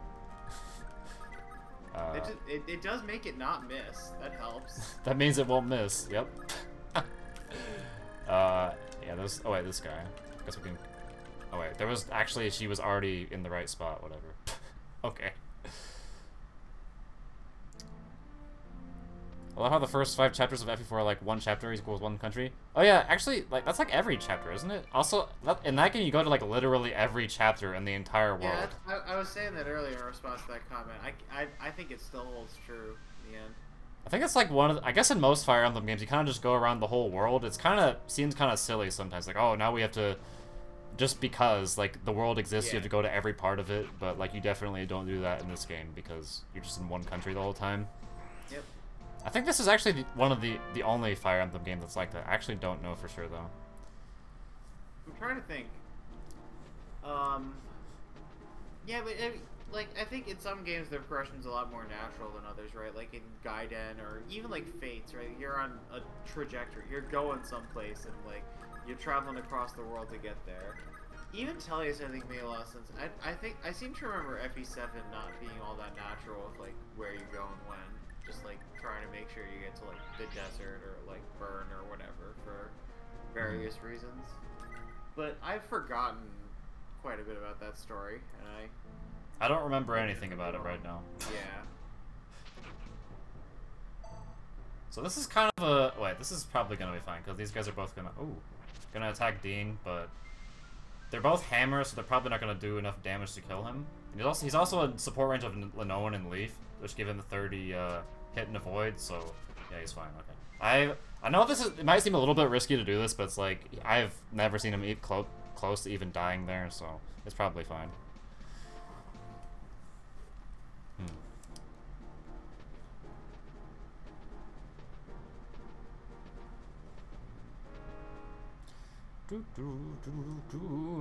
I like this music too. Okay. Wait, no. Actually, let's heal with this again, just for experience. She's like, I think she's either level 8 or 9 at this point. That should be level 10, I think. Maybe? Yeah, that has to be level 10. Okay, she's good. So we have to move here and then take the Voog back with Oshan so that the enemy attacks Dean. Now he'll attack Dean instead of Oshan, and he'll just sleep him on the last turn, and then we'll have all the guys sleep. That has always worked. I've never seen him not attack Dean here. So I guess maybe we'll have the day where he just decides to attack Ocean and die. That would be funny. Yep. I guess. Enemy AI is inscrutable in this game. Now, one thing I was concerned about casually playing this chapter, because, you know, information on this is, like, both readily available and hard, like, information on anything, like, super specific is kind of hard to find, like, you know, especially these days where stuff is in Discords. But, like, you know, you don't know that, like, the family members actually, like, know each other. I was, like, looking up lists and, like, making sure to trot out these guys so that they would talk to each other in specific planned areas. But... you know, now that these guys are all asleep, you know, it's like, you know, this girl knows who her daddy is. She's gonna go up and talk to him, basically. Mm-hmm. And same for all the other ones. We just need to wait for them to go do that.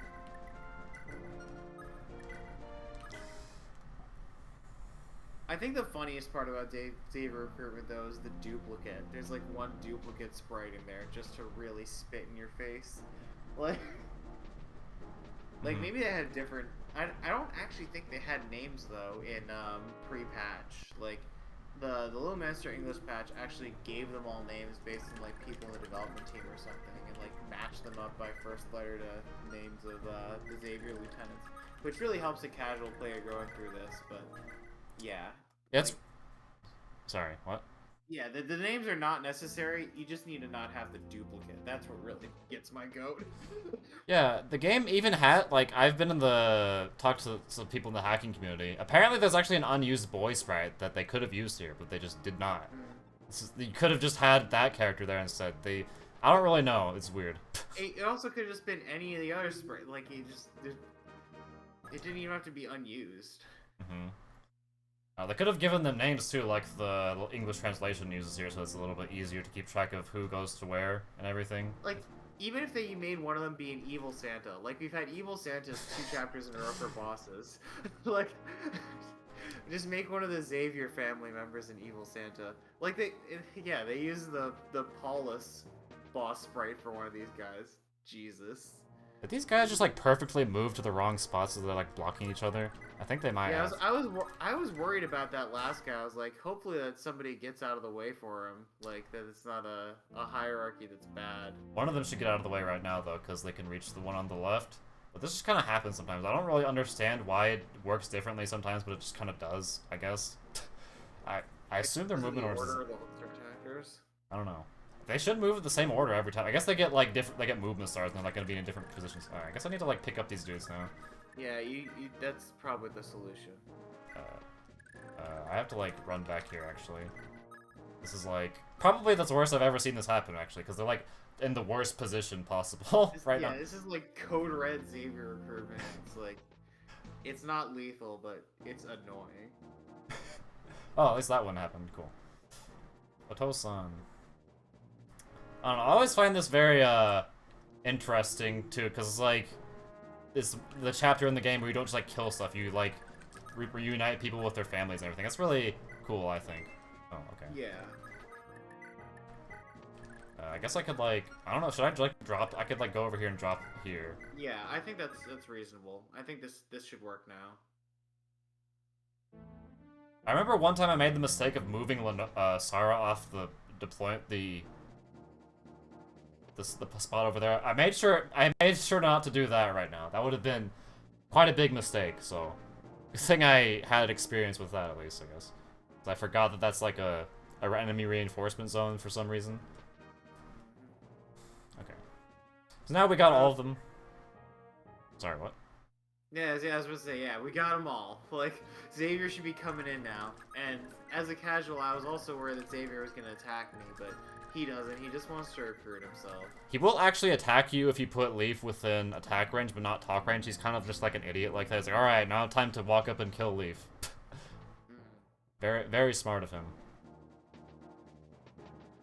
Now all the citizens leave. This is like something you don't see in the SSS rank run, because you kind of just immediately leave before you see this happen.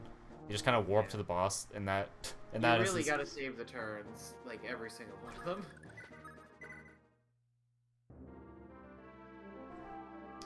And then we get Xavier. Wow. Now he's blue. And for all the memeing about how hard he is to recruit, and for all the memeing is like, he's a general. He's actually one of the more useful units in this game, or at least this run. He's a pre-promoted of some decent stats. He's got A rank in bows, which we've got the Brave Bow for. He's like the best user of the Brave Bow in the game. He's got Charge, which is admittedly not great, but he's also got Wrath. So he's got ranged Wrath in a world where there are a lot of these indoor maps where he's like, we need some big bulky guys to take out generics and X in the future.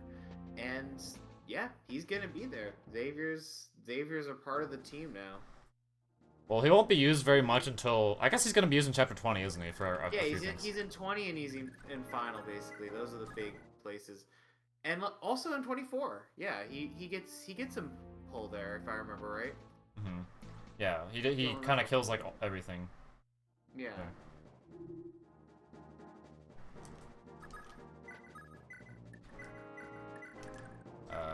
Okay.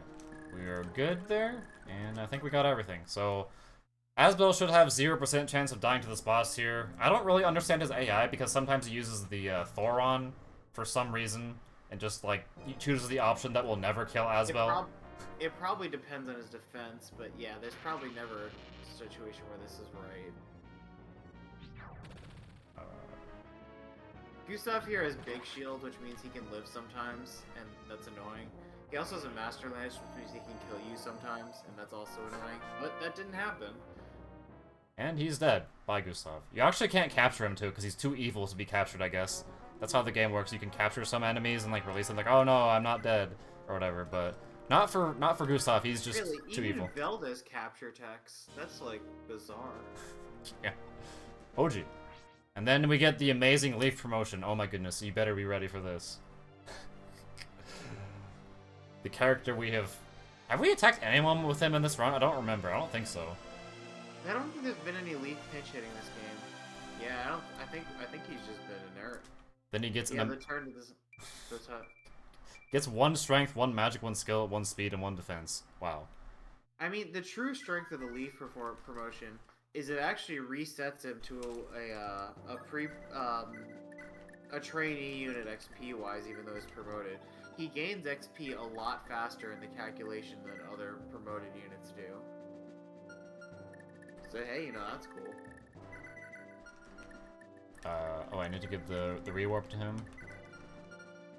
I'm just gonna check out some things to make sure I didn't forget something here, because one time I actually forgot to give one of the S ranks to Safi, and then I couldn't finish the run, so I was very sad. So gotta be careful with that. So let's see. So Edda has her now. She has nothing. So this isn't like, you know, for people who know this chapter, you gotta escape with half your army and leave the other half behind. Sure. But we actually do have to recruit a Balda this chapter as well, which can make things a bit tricky, and we're going to be using RNG manipulation to make that possible, while saving as much rescue and stuff as we can. So this is presumably a rewarp with movement star, so we can recruit. Yeah. Yep. Yeah, he just does the diagonal there to complete the manipulation. I always think that's funny. How many movement stars does Sleuth have? Is it 3? Yeah, it's 15%. Yeah, that's what I thought, given the way that manip worked. Yeah, most strats involving this either involve manipulating movement star for Sleuth or for somebody else, just to save some staff use here, but looks like we're pretty much done here. Yeah, otherwise you have to like manipulate one on Pawn or Ronan so that they can pick her up and then leave in the same turn. Yeah, pretty much. I guess Leafus could work there too, but it'd be less... Wait, is Leafus 15 or 10? I don't remember, actually. Leaf is 10. Okay, yeah. It'd be really good if he was 15, but he's not.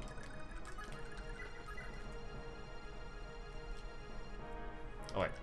For a second there, I forgot that I had to, like, escape with Leaf. Okay. That's like, important. 10 is not bad, but it's, like, it's very rare to benefit. It is more than 5, that's for sure. Yeah, I mean, it's, like, that, you know, we do the D manip in any percent. That's a 10, you know? Mm-hmm. Okay, yeah. This is all as it should be, so we're good. Okay. Time for the boring chapter. Oh boy. Oh, maybe I shouldn't describe it as that, because then it makes it sound like it's nothing interesting is going to be happening. I don't know.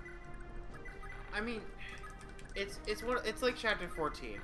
Once you've done it once, you've done it a million times. Like, that's just how it is. But I mean, this chapter's cool because your guys get spread around all over the place, and you know, we've just gone through like 3 chapters of very heavy unit manipulation, and now we're here again where unit manipulation matters a lot.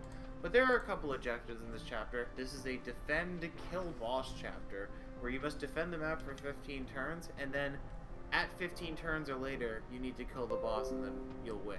So basically, in a speedrun, you kill the boss on the 15th turn. And so, most of the AI here, and we don't want to be killing these guys, because just like in the other defend chapter, we want to minimize combat, minimize unit reinforcements, all that good stuff. They're going to try and attack the throne, they're going to break these walls open, they're going to unlock these doors, there's going to be priests that unlock doors, so we're going to be strategically unlocking our own doors and moving units to block certain passageways and such. And then by the time we're done, they're all going to sort of pool in that area by the throne. And then we're going to create another plot using a sleeping unit, basically. The other group of enemies that's important is the one that Xavier's near. These group of 5 guys that we imprisoned with their killing edges. And, yeah, we're either going to sleep those guys or do something else to them to make them not attack. But that's just generally going to be free. The boss is at the bottom of the screen. He's named Barat. He's got big shield, which is really annoying. He's also got high magic, and he's got, like, a Torto scroll, which means he can't be crit, which is our usual way of killing high magic, high HP bosses with big shields. So we're gonna sleep him just so that he doesn't have any magic and he doesn't counterattack with his Master Lance, so that we can actually kill him in 2 hits. And if we miss because of big shield, we generally have a backup plan ready to go using Lara to dance Asvel. And I've never seen that fail. I've never seen him fail and then like fail again. Because it's like 20% to fail, and you'd have to hit like 3 out of 4 20% in order to fail twice. And also not get anything out of it. Yep, but it can happen. What happened to me one time is that Glade went up to attack the dude that was carrying Laura after After Asbel Yeah, failed to kill him, then he missed, and then well, that was the end. That's more. Yes, that is more likely than Asbel failing, Blade failing. It was a 5% miss, I think. He had 95 hit. But that is still 1 in 20, so it's not impossible, of course. It is, well, maybe I don't want to get into, like, the specifics of how this game uses a different RNG system than most of the newer Fire Emblem games. That's, like, maybe a bit too complicated, but just know that 95 in this game is actually 95%. So, Yeah. it's not, like, 99 or something, like it is in later games. Actually, I think 95 is like 99.7 or something in later Fire Emblems, but whatever. That's too confusing to talk about, probably. Yeah.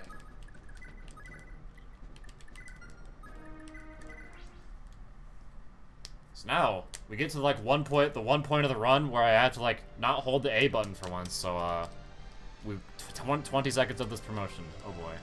But Sarah promotes and she gets the Sage promotion just like Asbel. It's slightly different because she's a female Sage. It's different for some weird reason, but Not appreciably though. yeah. She gets like less defense, I think, and like something else I forgot. She gets like more magic though. She's gonna cap her magic skill and speed by the end of this, just like Asbel is. So. Asbel isn't probably not going to cap his magic though. That's pretty uncommon to see in this run though. Or actually, Yeah. Okay. Very nearly. Like yeah.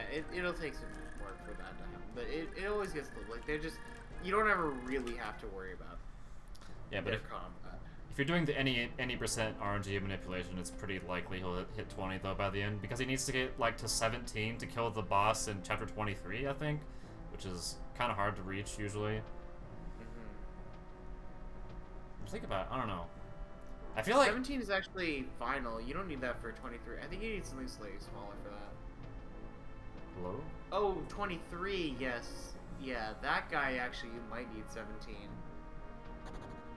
Yeah, but we don't fight him with Asbel in this run, so that doesn't matter. Hello, Thanomir, how are you? Okay. Now we just need to run over here with Sarah and sleep the boss, so we can kill him more easily. That's kind of what we do the rest of the run here. We don't really do anything else after this. We kind of just wait for a bit now.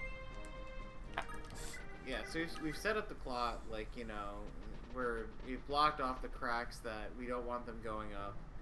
And they're gonna bunch up, and 15 turns are gonna go by, and we're gonna slowly walk down there, and then we're gonna kill a boss. One note there is that I actually had Dean carry Alba here. One problem I had with this restructuring of this run is that like Alba's like kind of awkward with him walking over there. So, and also Dean can like sometimes kill the Armor Knight there if he crits. So like I just like, all right, I'm just gonna pick him up, and then it'll pretty much make it impossible for him to kill them with a crit, I think, because it'll cut his strength in half. So one way to solve two problems at once there, I guess. But I like all the Mothman emotes on this channel. There's like 3 of them or something. Or 2 at least. Mothman being a character from Shin Megami Tensei, I think. Or I guess Mothman's like a cultural reference to it, but I think most people who know who Mothman is probably know him from that. But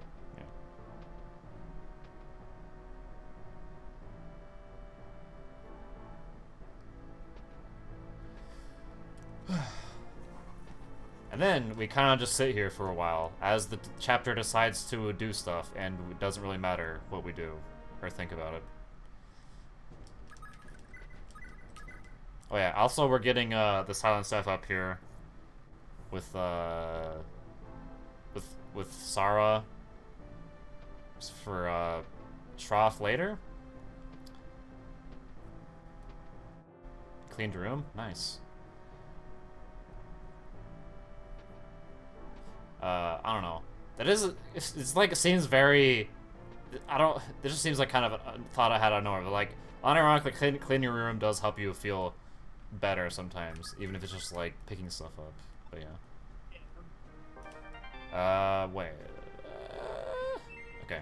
Wait, what turn is this? It is turn 8. So now we have to wait for like 4 more turns of nothing until we do something else. So, If you don't like this song right here, I guess, too bad, because you're gonna hear this song for a bit now. Yeah. I don't like this song. I don't like it's too happy. Like it's too happy for the final chapter. It ruined it for me. And we don't even kill anyone in the final chapter to get rid of it this time. Oh, I meant the enemy phase music, but yeah, you're talking about the player phase music. Wait, Yes. I guess you can't hear my OBS, can you? I can, it's just softer. Oh. Can't really, like, turn it up. It's fine. But yeah, I don't really like this enemy phase theme, it's really boring. Turn 10? Okay, now we just wait for like 2 more turns. So the cleanliness of the room reflects one's mental state? Yeah, it depends. Sometimes you just don't have time. And like, you know, you get to it and then you feel better. But until then, it's just like, you know, it's what it is.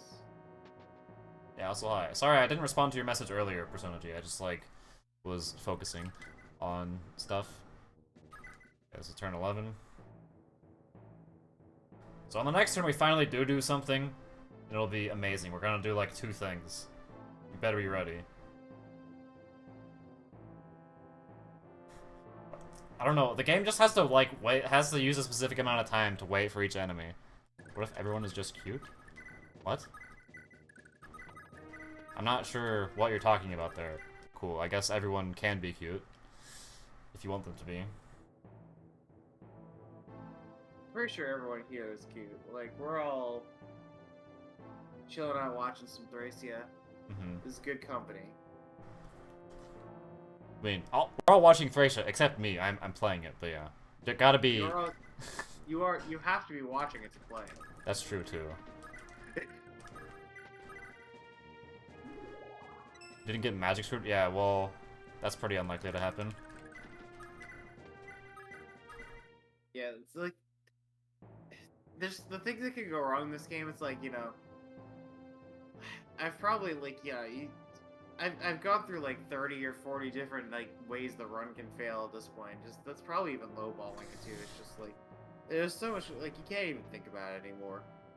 I'm just glad that Chapter 5's ironed out with the extent of an Ipsen 90%. It's just, like... we had to put a stop to that. Wait, whoops. That was not the right thing to do, actually. Do they attack him if they, like... Move him right here? Is this a turn early? Yeah. It's probably fine.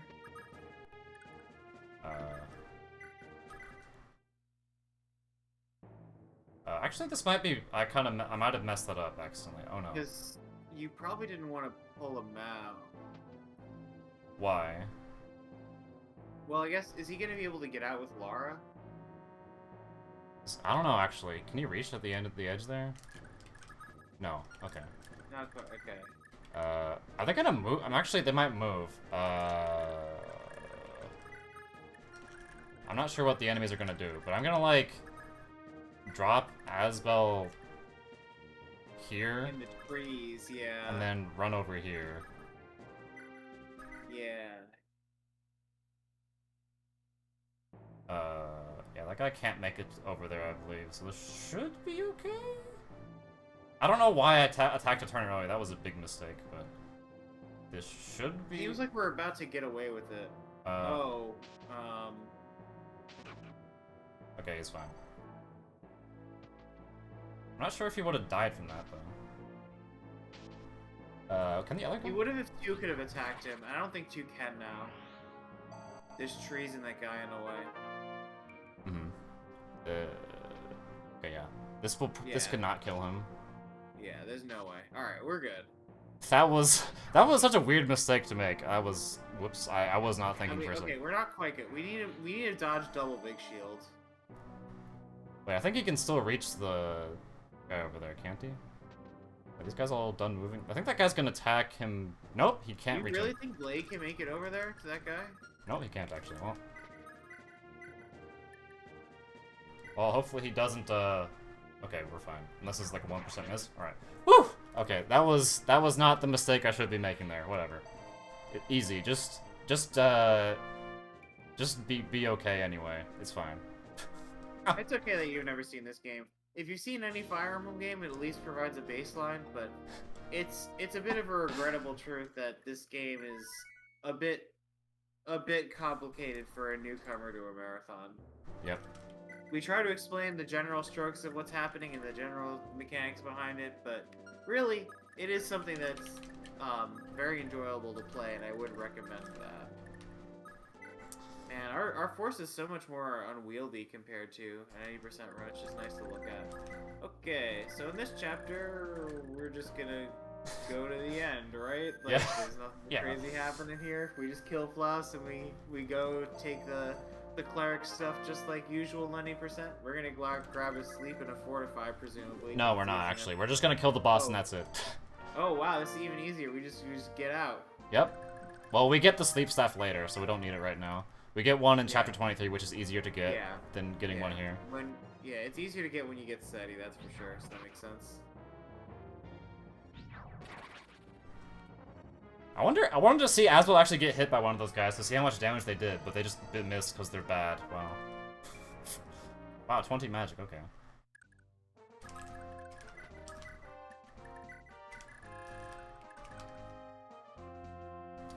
Yeah, man, this chapter's like easy and all, but I don't like the glade warp is kind of annoying. So being able to cut that is actually kind of fun. Yeah, having to warp 3 people in this chapter is kind of hard to route actually. So there's not really a way to do it with this run here. You would have to change the deployment. Yeah. We have to check these priests here to see how much magic they have. 7, 7, 9. Okay, that's good. So Tina's gonna be stealing warp staves from those, right? Yep. As part of all this? Yeah. If they have 10 or more magic, she can't steal from them, so that's why I have to check that. Yep. And so this is the chapter, this is 21x, this is normally inconsequential a speedrun, but today we're gonna be rescuing everyone from the dungeons that we abandoned heartlessly. And we have to, because otherwise we don't get the run. Pig Tifa mods. Yeah, I haven't played FF7 Remake. I'm waiting for them to finish the game by releasing the other parts of it. And I know that that's a very silly philosophy, but I'm sticking to it. Also, note that Safi just leveled her 2% con growth, which is rare, but Amazing. if she levels it twice, you have to actually reset because that ruins something later. But yeah, when Mute pans over the rest of this map, you'll see like about 4 prisoners in each cell. We're gonna have to just like conservatively rescue and get them all out. Now I've had friends who have like tried to actually like break people out of prison the hard way by like opening doors. That's just obviously not what we're gonna be doing here. I mean, I don't think a lot of people actually do that anymore with this game. They kind of just like leave or something, Yeah. I think. Yeah, it's just like, meh. If you do, the point I'm trying to make is that if you open the doors, like, this map starts being a thing and the enemies start harassing you. But if you stay outside and you rescue, and you take, like, you'll see that she's moving these guys over to the corners of the room. This is because a lot of these enemies have bolting or whatever, and we're getting out of the bolting range. But if we stay outside and we just rescue them using staves, they're really not going to harass us very much, and we can take our time with this map, essentially. This is another significant difference between 47 Unit and SRS rank, because SSS rank needs to save turns, so they need to have more complicated rewarping and rescue staving and movement star manipulation in order to cut those turns consistently. Yeah, wait, I forgot what I was going to say now. Oh yeah, the enemies never, like, they have things that can, like, reach you. They could, like, warp them out here if they wanted to, but the game just doesn't do it for some reason, so they just kind of, like, sit here while you're out here and don't do anything. I think they would if you, like, open the doors. Like, I think it's just something with the AI. They're supposed to warp those Thoron mages in to, like, attack you, but they don't do that until you go inside. I don't actually know if this manipulation on Tina, I don't think this is guaranteed, but I saw the Magu do this, so I assume it does something. It's apparently not guaranteed, though. I don't really know what it's doing, actually. If it, like, makes... you just do 3 diagonals into the staff, right? It's 4, I think. Oh. Maybe I was doing it wrong, actually. That'd be funny.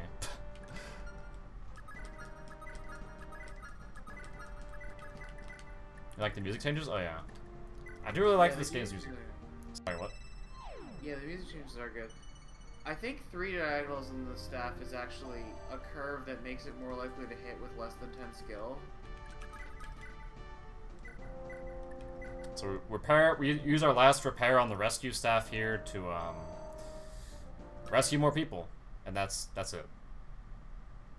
So we can just look up the RNG table just to see. I mean, if I imagine I was looking at a video and I counted the amount of diagonals incorrectly, that'd be kind of funny, I guess. But I was pretty sure it was 4 each time. I don't know. Because it's one of those things where it's like the old Sappy magic level up in Ips. Yeah, position 4 is the one which curves nicely. Position 4 starts at 14 and goes up to 77. So if Tina has 78 hit rate with her staves or lower, then she's gonna always hit. If you use position 4, which means you have to burn 3 diagonals. Position 5 is much more erratic and has a lot of 90s and 95s. So I think you might have counted wrong. Oh, okay. Well, I can look at the video again, whatever. It's not that big of a deal. I guess I could make the run more consistent in the future to, like, make sure she hits more, I guess. But it's not, it's usually fine. Regardless of what Maggie was trying to do, if you're trying to do that, then, like, that's what I recommend. Yeah, and then the rest of this is just kind of slowly rescuing everyone out, and that's kind of it. This is the rest of this chapter. Kind of just sit here. We're kind of just, like, not even going inside there and just, like, rescuing everyone magically like we're a bunch of wizards or something. It's kind of funny when you think about it, like, realistically. Like, how does this even make any sense? Because, like, we can't even see them inside, like, realistically. So, I mean, the SSS rank run is, like, an interesting trade-off to this, in my opinion, because it's, like, you get a little less of this, like, boring turn after turn, like, pull these guys out, but you get more boring RNG manipulation where you're just, like, you know, burning through numbers just to get that one movement star that'll save you the turn, you know? And it's really complicated and interesting for the runner, but even that starts to get old sometimes. So, I don't know. I'm unsure which is the better experience. Rescue from what, fam? I don't know. What's ailing you? Cheese. I don't know. We have a cheese addiction or something? I don't know. Oh, you mean like we're cheesing the game? I don't know, maybe that's what they mean. I think we got everyone. Yep, they're all safe. Alright. Eat small, eat small. Now we kind of just leave with everyone, and that's kind of it. You're addicted to cheese? Yeah, it's like one of the most known addictions to man. Cheese, yes. Always hear all the support groups of cheese addictions and everything. That was a joke, by the way, in case it wasn't clear. I don't know.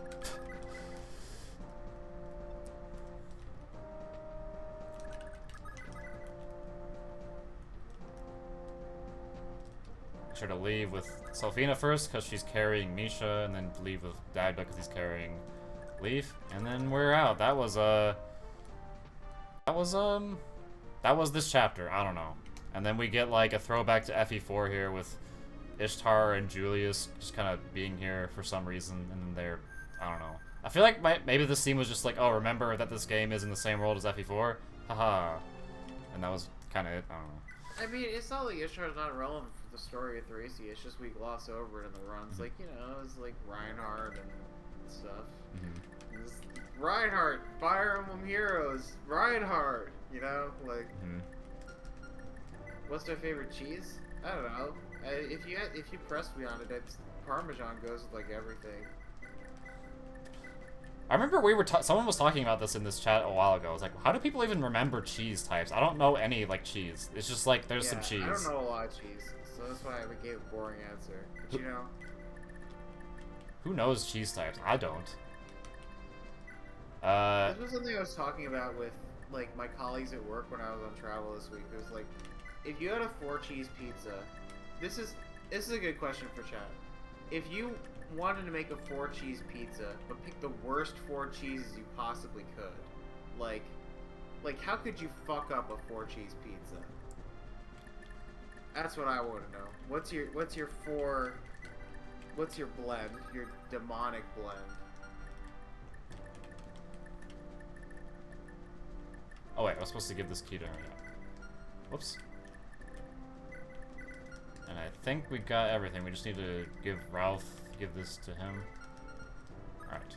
So we got Cohen, which is an annoying boss, but we really have 2 serious chapters left. We got 24 and we got Final for length. Halvin. Yeah, there we go. So yeah, so Asbel has a cost, and it will trigger against the boss tier, which gives him a much better chance of killing him, thankfully. But he can still mess up because he's Asbel. It's always funny to like see him attack him like 8 times and then kill him suddenly after missing like 7 times, though. That's a good candidate, then. I'll have to remember that. So yeah, Cohen doesn't have the greatest HP amount. He has like 46, so yeah, he's definitely getting accosted here. So how it works is that a cost is like, it just initiates another round of combat if at the beginning of combat your max HP and your attack speed are higher than the enemy. So that's it. It does nothing else. And Asbel has like a 40% chance to hit like Cohen, and like another 20% chance to miss because of Big Shield. And keep in mind that only the second attack really matters here, so he's basically just scratching 2 lottery tickets to get something like a 50 or 60% chance to kill him. Well, I think it's actually like a 70% chance in this run, because he has like more skill in this run than he does in any percent.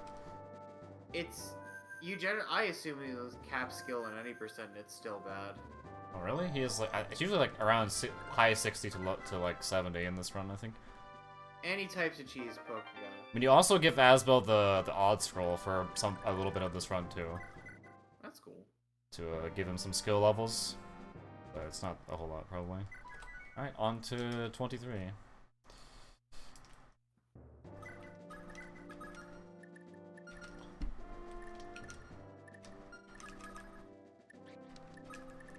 Alright. This one's pretty short, too. We kind of just... This is, like, probably one of the easiest chapters in this game, unironically, but... It takes a little bit of thought, at least. There's not a lot to do in this chapter, actually. You kind of just go to the end. That's about all you can do. Realistically, there's not like very many side objectives. The deploy order is kind of annoying because you need to make this fly chain happen here essentially, and you need to actually be able to do warp dance, warp stuff. But yeah, in practice, you're just waiting the turn and then you're triggering SETI, and then these guys turn around and come back like, oh shit, we're under attack now.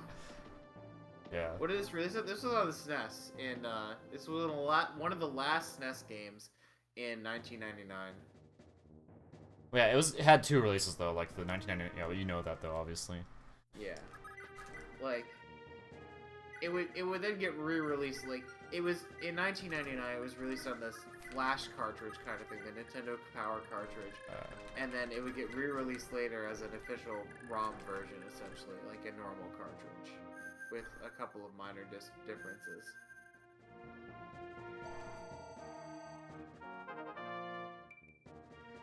Man, Sorrow with 5 con, okay. This should be... Sometimes these guys can get extra move and mess this up, but I think this is fine. Okay. Yeah, I'm playing this on the Super Famicom, yeah. There is technically a difference between the Super Famicom and the Super NES, because, like, they play different games, but hardware-wise, they're identical, I guess. But for simplicity's sake, people usually call the Super Nintendo for English audiences, even though it's technically not the Super Nintendo, but whatever. There is a significant enough difference for it to matter, I think. I remember, this strategy is so silly, because, like, you have Alba carry a Leaf there, and then, they capture Alba, so Leaf's just standing there now. He's fine. Oh, SETI's not busting Lara out this time. Who busts Lara out? Ced. Oh, because you recruit him, yeah. You just talk to him. Yeah. Obviously. Like, hey, Ced, you help me with all these, like, 10 dudes around us. Or something. And, if you were here for earlier in the run, this is, a character we saw all the way back in Chapter 4X, like through 2 hours ago or something, and he's now slightly different, and now in our party too. So People keep listening to goat cheese. I don't think goat cheese is all that bad. But no, those certainly look like disgusting combinations. Leaf. Then we get the Bloggy Sword, which is like this game's holy sword, I guess, but it's not really that good. It's literally just like a sword hammer. That's what it is. Or like an armor slayer, but like better. That's it. I mean, it gives you prayer. That helps. Oh yeah. I guess it has pretty good might too. Like the way prayer works in this game is pretty busted. Like if it works in the combat, it works for the whole combat. And you know, it's not really clear how that's gonna happen, you know, like, you know, I've had it happen where like Spy will be attacking Leaf with the Bloggy Sword and he'll like prayer dodge it, and he just dodges like 10 Astra slashes, like. So, this chapter is normally pretty easy in any percent because you can warp skip it and recruit Galzus and use Galzus to kill Roderick. But in this chapter, having to get the Kia Staff and having to go to Chapter 24X means that we're gonna have to deal with this cadre of mages on the right side of the screen here, many of which have nasty status saves. So we're gonna be silencing them, we're gonna be putting them to sleep or whatever. And meanwhile, on the right side or on the left side, I got these mixed up. It's been like a 22-hour day for me, guys. Meanwhile, on the left side of the screen, we're gonna be escorting these kids up to the top, because it's going to take like a minimum of 5 turns to get the kids up to the top, and one of the boys is randomly going to be able to open the door to where the Kia Staff is. And it does have to be a boy, because that's what the cutscene is, but it can be any of them at random. Yeah, what just happened there is that Safi randomly got a con level, so she got 2 con levels throughout the run, which means, like, because Leaf has 5 con, it needs to be able to pick her up in the next chapter, so if she also has 5, that's not going to work. So just have to reset if that happened there. So.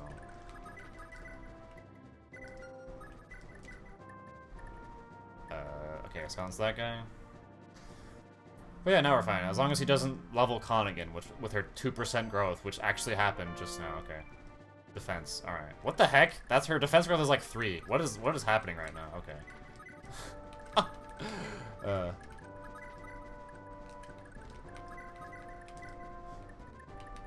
But no, don't give that.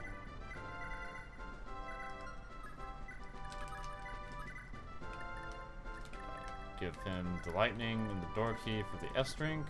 And then we warp him over here to these dudes.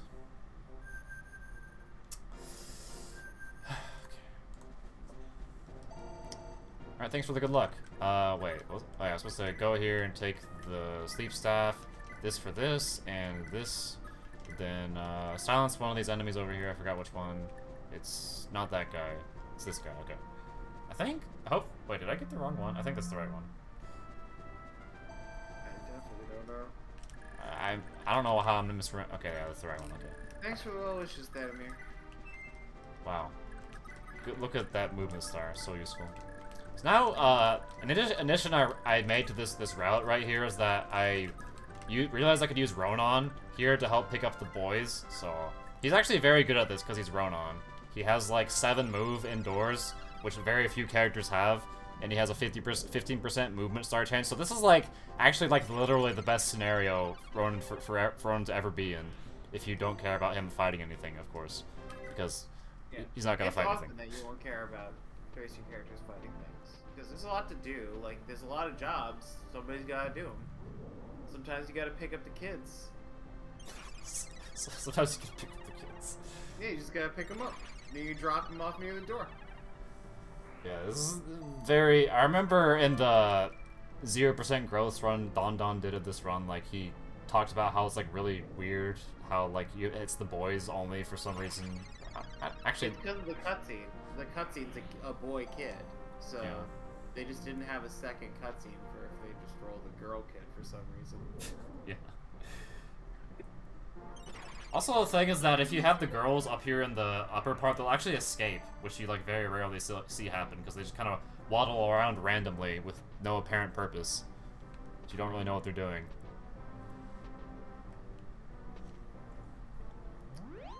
Oh yeah, this dark mage will just like run around magic upping everyone, which doesn't do anything because well, it doesn't do anything if they're silenced, of course.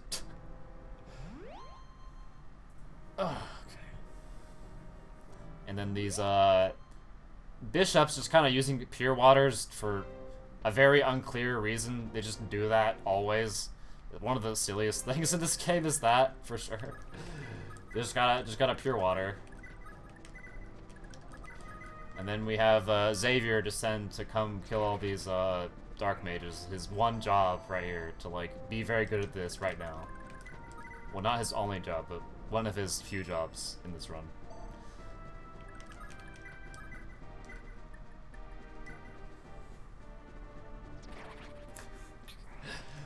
I love seeing Xavier like kill all these guys. It's always amazing, funny because he like crits so much and everything because of the brave bow.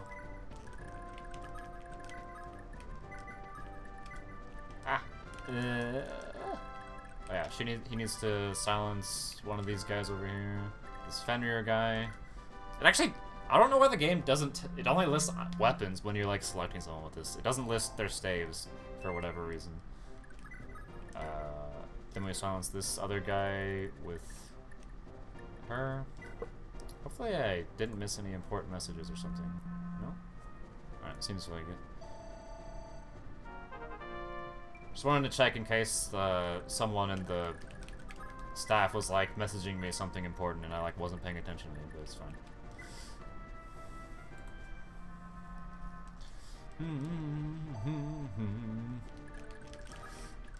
Wait, what?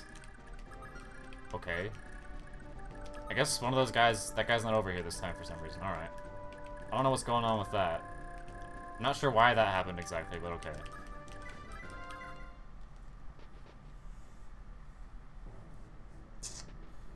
So we have Oshan go over here to fight these guys up here. Usually that guy's like in range for him to be attacked on player phase, but he was like over there because of, I don't actually know why. He just was in a different spot. I don't know what's going on with that exactly, but it happened, I guess.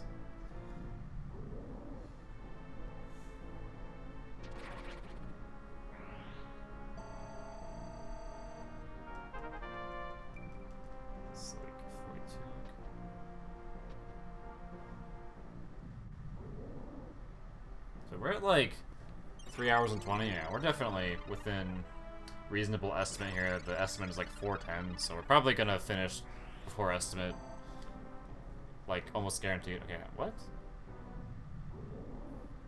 I'm just really confused as to why those guys were moved differently here, but alright. You can't account for movement. It's just not. You just don't? Like, yeah, like, and I've long stopped trying to perfectly predict what the enemy AI is going to do because I've seen it change into exceptions. Mm-hmm. How far under estimate? Probably like 30 minutes or something. We're only 3 chapters left. This is like, the chapter's like the longest one. Wait, what the heck? Okay, he like has to attack from this spot. This is awkward. Okay. Get to see the Xavier facing to the west with the Brave Bow sprite. Very rare sight there. Just imagine like National Geographic. And here you see the wild Xavier facing to the west, as is quite unusual for a man of his stature. Yeah. But it's just like, it's weird to think about. It's like pretty crazy because like all the sprites that they make for like each character facing every direction are pretty ridiculous because there's a lot of them. They have 8 different directions for 2 ranged weapons. Yep, FP7 doesn't go that far. Wait, it doesn't? I didn't even. Wait, does this guy have health? I thought the map animations were much more simple, like they just bumped into each other. And wait, this guy 25 attack. they weren't especially directionally focused. Oh. Oh yeah, they just kind of like bump into each other. Yeah, that's how it works. So now we warp Marita up here to recruit Galzus, who we saw way earlier in the run, like 2 hours ago. So finally he joins our party because he realizes that Marita is his daughter, I guess. Wait, what am I doing? Okay. And we a long time ago, we actually took her weapon away so that she can be captured here. But it was like a very small detail you probably missed, so she doesn't have a weapon here. so we don't have to worry about her potentially dying. Okay, so these guys are slow enough to all be doubled by Gauzes, so they're all gonna die on enemy phase. Except one of them's gonna capture Marita, actually, whatever. Doesn't really make a difference. Oh. I actually don't know if it saves time to make use of this movement star here, but whatever.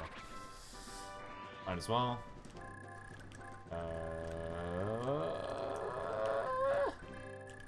Yeah, that's everything, okay. But yeah, if we're underestimated, we can still we still have the long ass credits, which we can sit through if we want to. I don't really know where the next runner is, or if they're even awake right now, so we'll just have to do something about that, I guess. Because they asked earlier. I don't remember what their name is actually.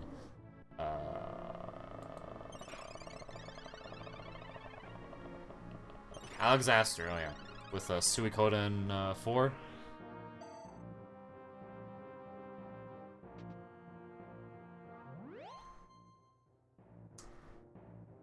This guy, why is this guy always? He's like, he can magic up the guy who has silence, but he's just not.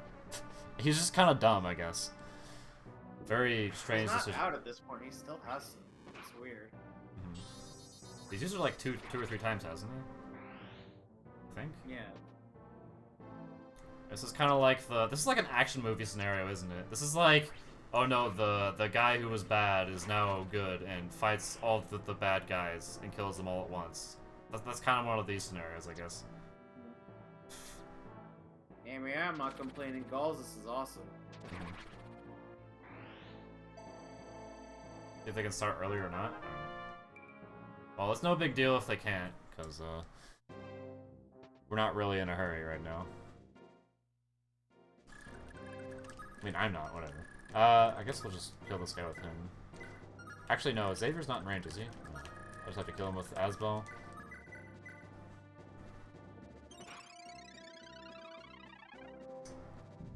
Gotta watch. Oh, that was a nice tink. Okay, that's funny. Yeah. Good old magic armor tank onto cloth. Yep. It's even funnier if you get attacked by someone with like a physical weapon that happens. Okay. Alright, that's the last boy. No one can reach that boy. Dang. Wait, actually, I can like go here. Oh man, watch this. Amazing. Wait, I forgot. You gotta love Thracia's generous, like, trade, and give, take, and rescuing rules. Like, FE7 is a lot more strict about that kind of thing. Like, if you trade with somebody, you can't then immediately trade what you just got to somebody else next to them. But in Thracia, you can just trade all you want and rescue all you want.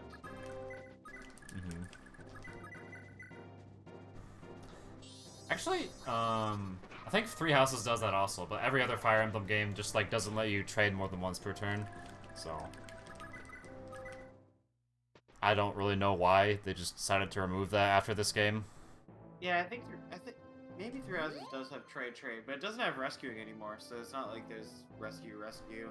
Yeah, so this is the only game where you can like pick up and like give in the same turn. I'm pretty sure. Which is pretty big for a lot of speedrunning like turns, honestly.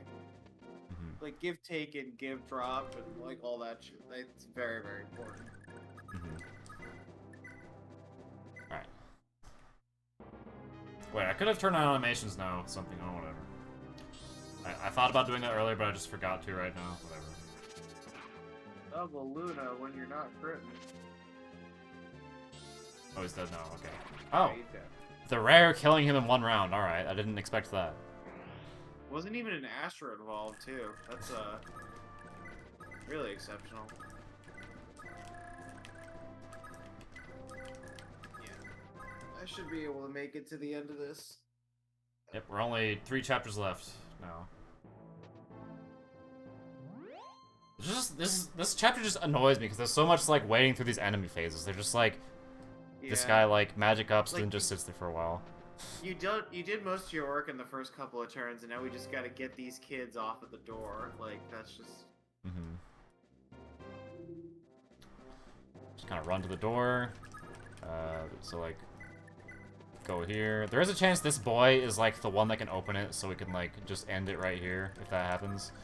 But we're gonna move these guys over here just in case. 50%. Wait, Ronan could have dropped. No way. If he dropped there, he would. The boy wouldn't be in range. Never mind. They only have 2 move, so I guess it was good I didn't Boys drop only him. have 2 move? Yeah. Wow. Okay, so it's not them. I think they're like sick or something is the reason. I don't know.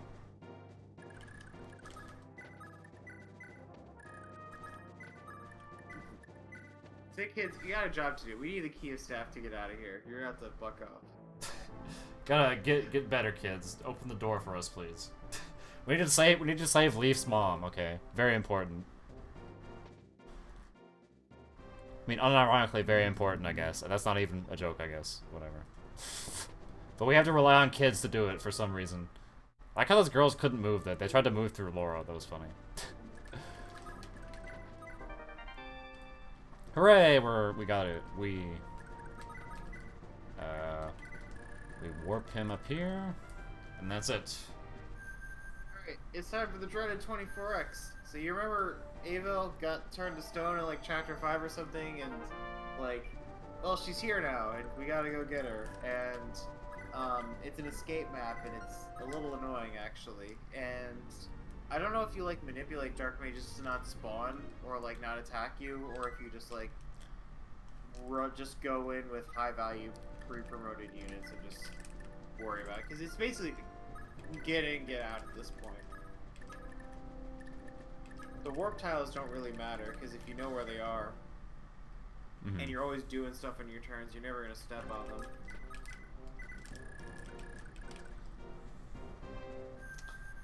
Yeah, so the strategy here is just kind of warp three people to the center, then rescue everyone later.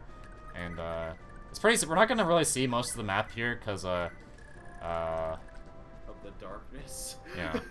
And the warping.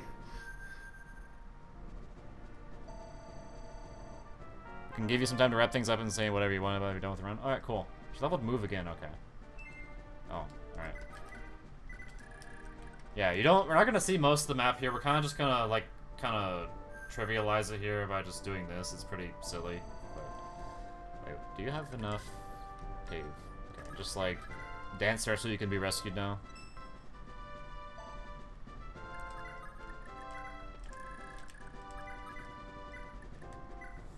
And this boss here who doesn't even have a name, he's just kind of a dude here. He's literally just Lopto Soldier. Oh man.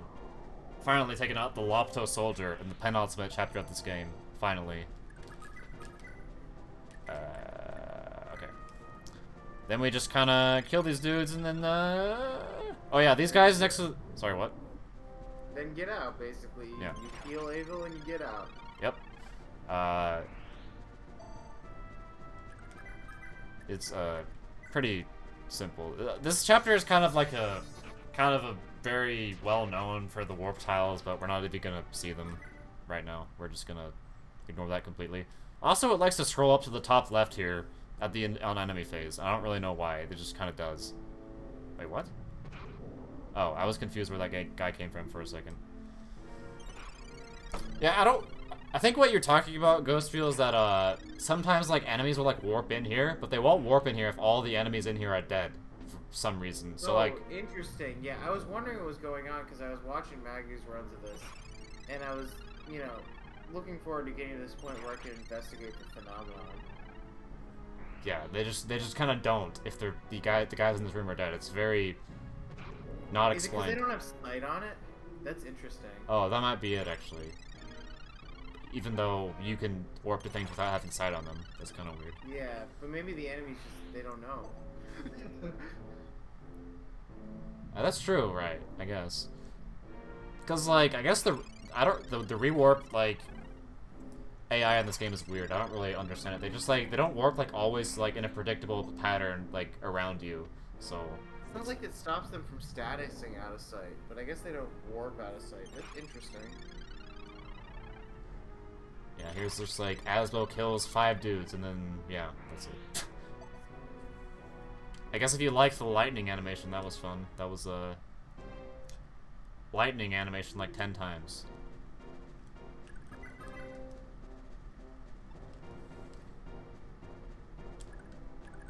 Now we warp, Daoshin. Not Daoshin. Daoshin's not here. Well, he's, I don't know why I thought Daoshin. That was a weird thought, okay. We warped Delman up here to rescue Avel, who will, please don't level con, okay. Who will, can be picked up when she's stoned, for some reason. You can kind of just, like, pick her up when she's, like, literally... A statue. Yeah. I guess it's because of balancing, I don't really know. It's, strange, I guess. Wait. I guess petrified, you know, could mean, like, stone skin or just frozen or whatever, but yeah, like, it doesn't necessarily, the double weight, it doesn't necessarily mean that you're heavy. Yeah, that was, I was just, like, waiting because I thought I forgot someone that was silly, but whatever.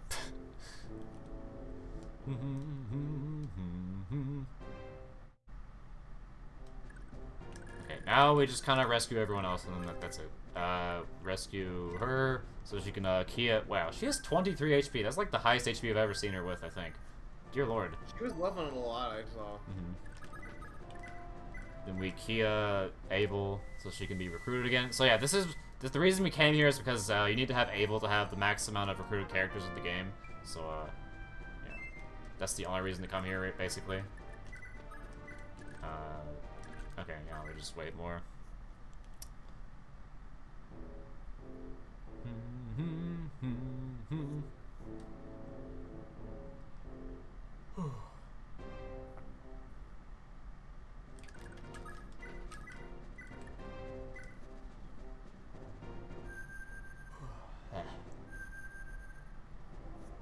Now we have to talk to her with Leaf to recruit her. She's just green until you talk to her with Leaf, because she's like, oh, where the hell am I guess, because she's been, like, basically asleep for, like, whatever amount of time has passed. I don't really know, actually. But an amount of time since we last saw her, at least. So, It's been at least a year. Really? A year? I didn't know this game took place over a year. My goodness.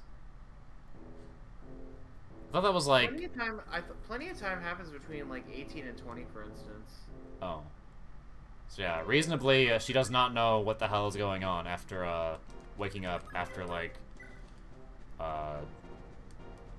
however long it was, so, like, you have to, like, talk to her before to, like, realize that, so, yeah.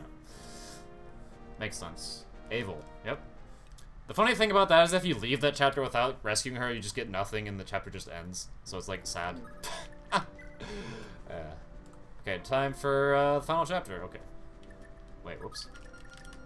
And then... So with that, we now have all 47 of our units, and we actually have a pretty, like, in comparison to the last, like, any percent runs, a pretty sweet squad to just roll in here. Plenty of pre-promotes, plenty of units capable of taking out generics, and even some deadlords. And we've got Seti over Sias to boot, so we're going to be having a good time in the final chapter.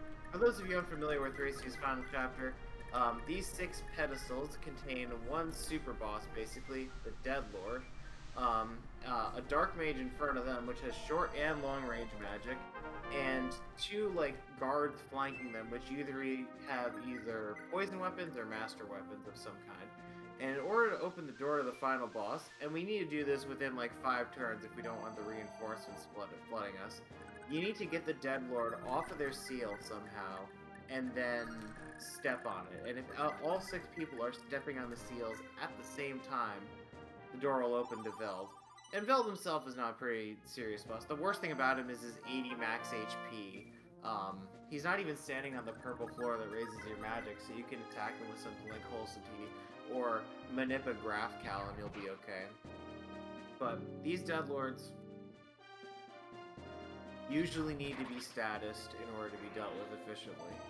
Yeah, we just slept 2 of them using a movement star on Sara to make it so they're asleep, so we don't have to deal with them that much, or at all, really. We just can, like, kill them, basically, for free, now.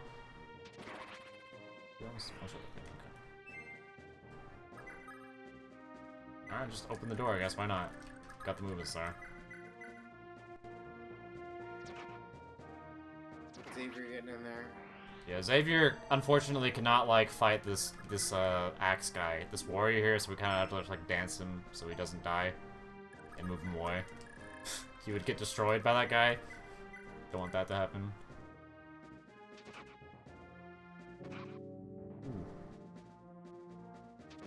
So if that happens, I need to like heal him because he's not gonna survive these guys. Obviously, if he's at 1 HP. What is up with all these movement levels? What the heck? Okay, that's like the 3rd movement level in this run. Heal him. So we took away the Voog from him so that he doesn't die because these guys are gonna attack him. So we only get attacked by 1 of them instead of 2. There's not really much else we can do about that if he gets hit by that, so we just have to, like... Elf gets the Master Lance, guys, which is, like, crazy, because Elf is already probably, like, the best Dead Lord. Because she has a Tome which heals her, and she crits on counterattack, and she has 30 magic, and she has a Berserk Staff. So she's not only very difficult to status, she's just dangerous to come into contact with.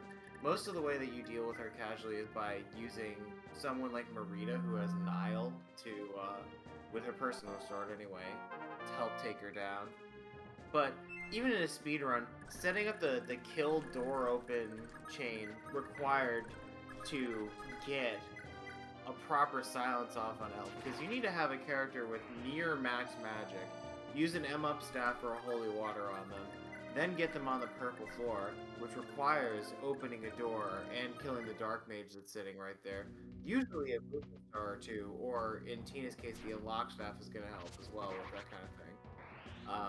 And yeah, that's what Seti did just like a couple of minutes ago. I think it was more like 1 minute ago, but wow, that guy actually survived a Bloggy Sword. Holy crap. Time doesn't exist for me right now. Yeah, I'm incredibly sorry you've been awake for a long time, and I can, I'm definitely noticing, but that's fine. I'm pushing to the end. We're hanging in. For context, chat, I've been at work all week, like, in another city, and I got up at, like, ass early in the morning and traveled all day, and we're coming up on, like, 23 or 24 hours I've been awake. But it's worth it. This is a good cause and a good run to commentate for. We've covered pretty much everything in this game, too. I don't think like I've missed much of anything. Yep.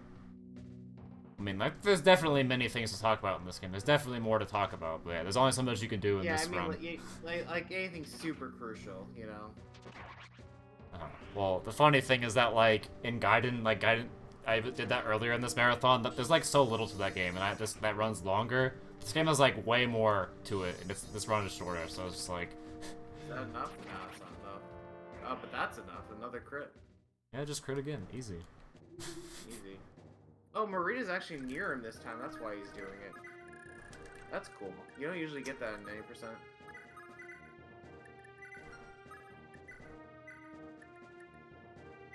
We're just gonna heal him again. Punted in the beginning of any percent. Sorry, what? Marita gets sacrificed in the beginning of any percent's final chapter, but she's near goals this time. Yeah, we're not sacrificing anyone in this run. Thankfully. Oh, 10 hit. Okay. Hopefully he kills this guy. He's not gonna kill him, is he? Yeah, I guess that's another distinction. So, like, usually in 80%, you would get, you would sacrifice some of your remaining units to move Deadlords off of seals, like the ranged ones at least. But that's just not an option in this case, because we do actually need to have everyone survive. Yeah. It does definitely make this run probably much more difficult than that run, because you have to, like, have everyone survive, actually. I don't know, because you get more to work with, too, especially if you have Seti. We'll see. I mean, the unit deploy always sucks. Like the deploy order still matters here a lot for that. I won't dispute that. Especially because it matters a lot in 24 more than it would in any percent. So like the restrictions keep adding up, right? Like your final restrictions and your 24 restrictions, your 23 restrictions. It sucks all the way down when you're trying to route this. Like for context, chat. Anytime I have to reroute deploy order in this game, that'll have me sitting in front of a spreadsheet for like, you know, a good 5 hours over a day. And I might not even finish if I did that. That's how bad it is. To have to adjust the cascading effects of deployments and figure out what's going to work for very, very complicated chapters like this. And it's not like the first 3 guys go to the platform, or the second 3 guys go to the platform. it like goes around in a circle. Like 1, 2, 3, 4, 5, 6 goes to the platforms, and then 7 through 12 goes to the platforms. So it's much harder to keep a good weave going. Like if you want two people to be adjacent to each other, you have to make sure that they're like spaced 6 apart, which you have to keep multiple chapters ahead if they're important enough to continue deploying, which may or may not screw up your other play with them. Very harsh routing conditions.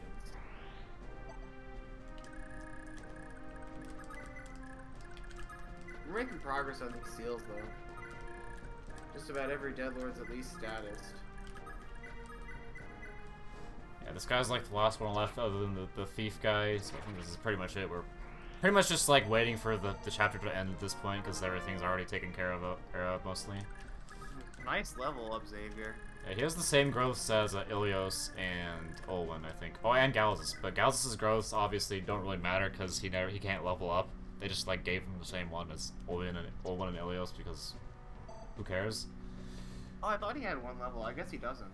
Nope. Yeah, the growths are funny for reverse recruitment though, because you know he's the lord there. Yeah, I played that like a bit ago. It was pretty fun.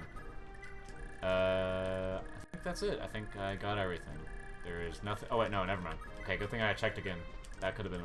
Yeah, those reinforcements would have been bad. Alright, we're good. Get those captures off. So yeah, Glade can't die here because he has a scroll. Even if this guy doesn't have a chance of critting him, that's like the only way he could die. The thief boss here just kind of like steals from you instead of attacking because he's nice.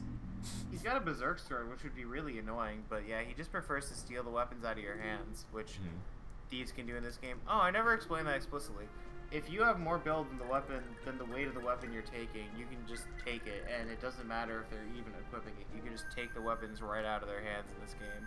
Which, the only real thing we ever did with this run for that was Lithus taking fire tomes. And we mentioned Lithus taking fire tomes, but yeah, it's an important distinction to make. And here comes the final boss kill. We have to manipulate this for Asvel, but since we're using Holsity, actually this just works every time. Well, he can miss though, but hopefully that doesn't happen. Yeah, he can do the 1% miss, but he'll always kill with a crit. Like, yeah, because the Forseti has 20 might, has enough to be able to kill him with a normal hit and a crit. Pretty much guaranteed. Well, he had to have the magic up actually to do that, but yeah, Asvel can't really do that, even with the magic up. yeah. Yes, These 2 crits. Yep. And then that's it. We kind of just coming up. Yep. Oh yeah, time after I seize here, or Leaf seizes in like a few seconds after this. Wow, nice con level, nice. Alright. Alright, there we go. Well, that's it. There are some credits after this that are like literally 25 minutes long because I have to go through the ending of every single character in the game. But, yeah. Alright, well, I hope everybody enjoyed. It certainly was a pleasure being on here commentating. Thanks for having me, Mute. Yeah, you're welcome. I'm gonna go to sleep now while you wrap everything else up. Yeah, thanks for coming here again. It was really nice of you. You didn't have to, and you still did. It's pretty... You seem very busy and tired, so... Thanks still. Hey, no problem. Alright, enjoy, everybody. Enjoy the rest of the marathon. Alright, see ya. Gee, is he still here? I can't even tell. Oh, he did leave. Alright. Bye, Ghostmill. Here's just the credits. I don't know, I'm not actually sure what's going on right now. I need to check the Discord.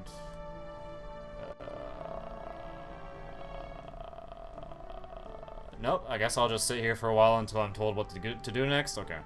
So, thanks for the GGs, everyone. This was, just about ready? Okay, cool. Well, whenever they want to, I guess. We don't really have to sit through all these credits, but maybe you'd want to, like, it's nice music, at least, and I can talk, I guess. It doesn't really matter, though. I can leave whenever. Yep, thanks for the GG, Bode SR. I really enjoy this run, probably my favorite, run I've done, so... Really cool to be able to do this in a marathon. And, maybe I'll do it again at some point, but... I probably won't sit through it. Yeah, it's pretty long. Probably don't need to. Yeah, thanks for the GGs again. I just, hopefully we'll get someone else interested in this run someday. It's just this run's so difficult. Like, when I ran this run, when I did this run like in a different marathon a few months ago, they're like, holy crap, this run's so hard. Like, unironically it is. I don't even really like think about it because I like do it so much, but I guess it really is. So I gotta like pat myself on the back for that to some extent, I guess. I don't know. Because going to other ones definitely feels easier, but obviously the difficulty of different things is subjective and whatever, but yeah, I would say this run is probably relatively difficult. It's just that this game is kind of hard to understand if you're not, like, acquainted with it, so it's hard to explain everything, so I kind of got that we're not entirely familiar with this game here, probably. Because it's not really, like, a popular game, obviously, though, so that makes sense. So yeah, there it says we had 47 units, so we got the requirement there for the run, and yeah, we did it. When you're done, I can transition you off. Okay, well, what else is there that I want to say? I don't know. I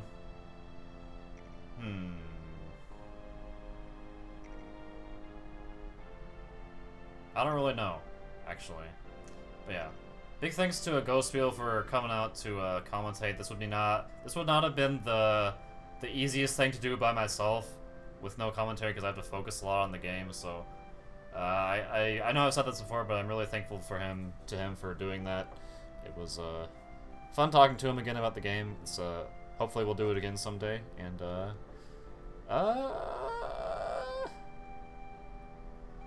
just thanks everyone else for stopping by, and thanks for really longathon for having me here.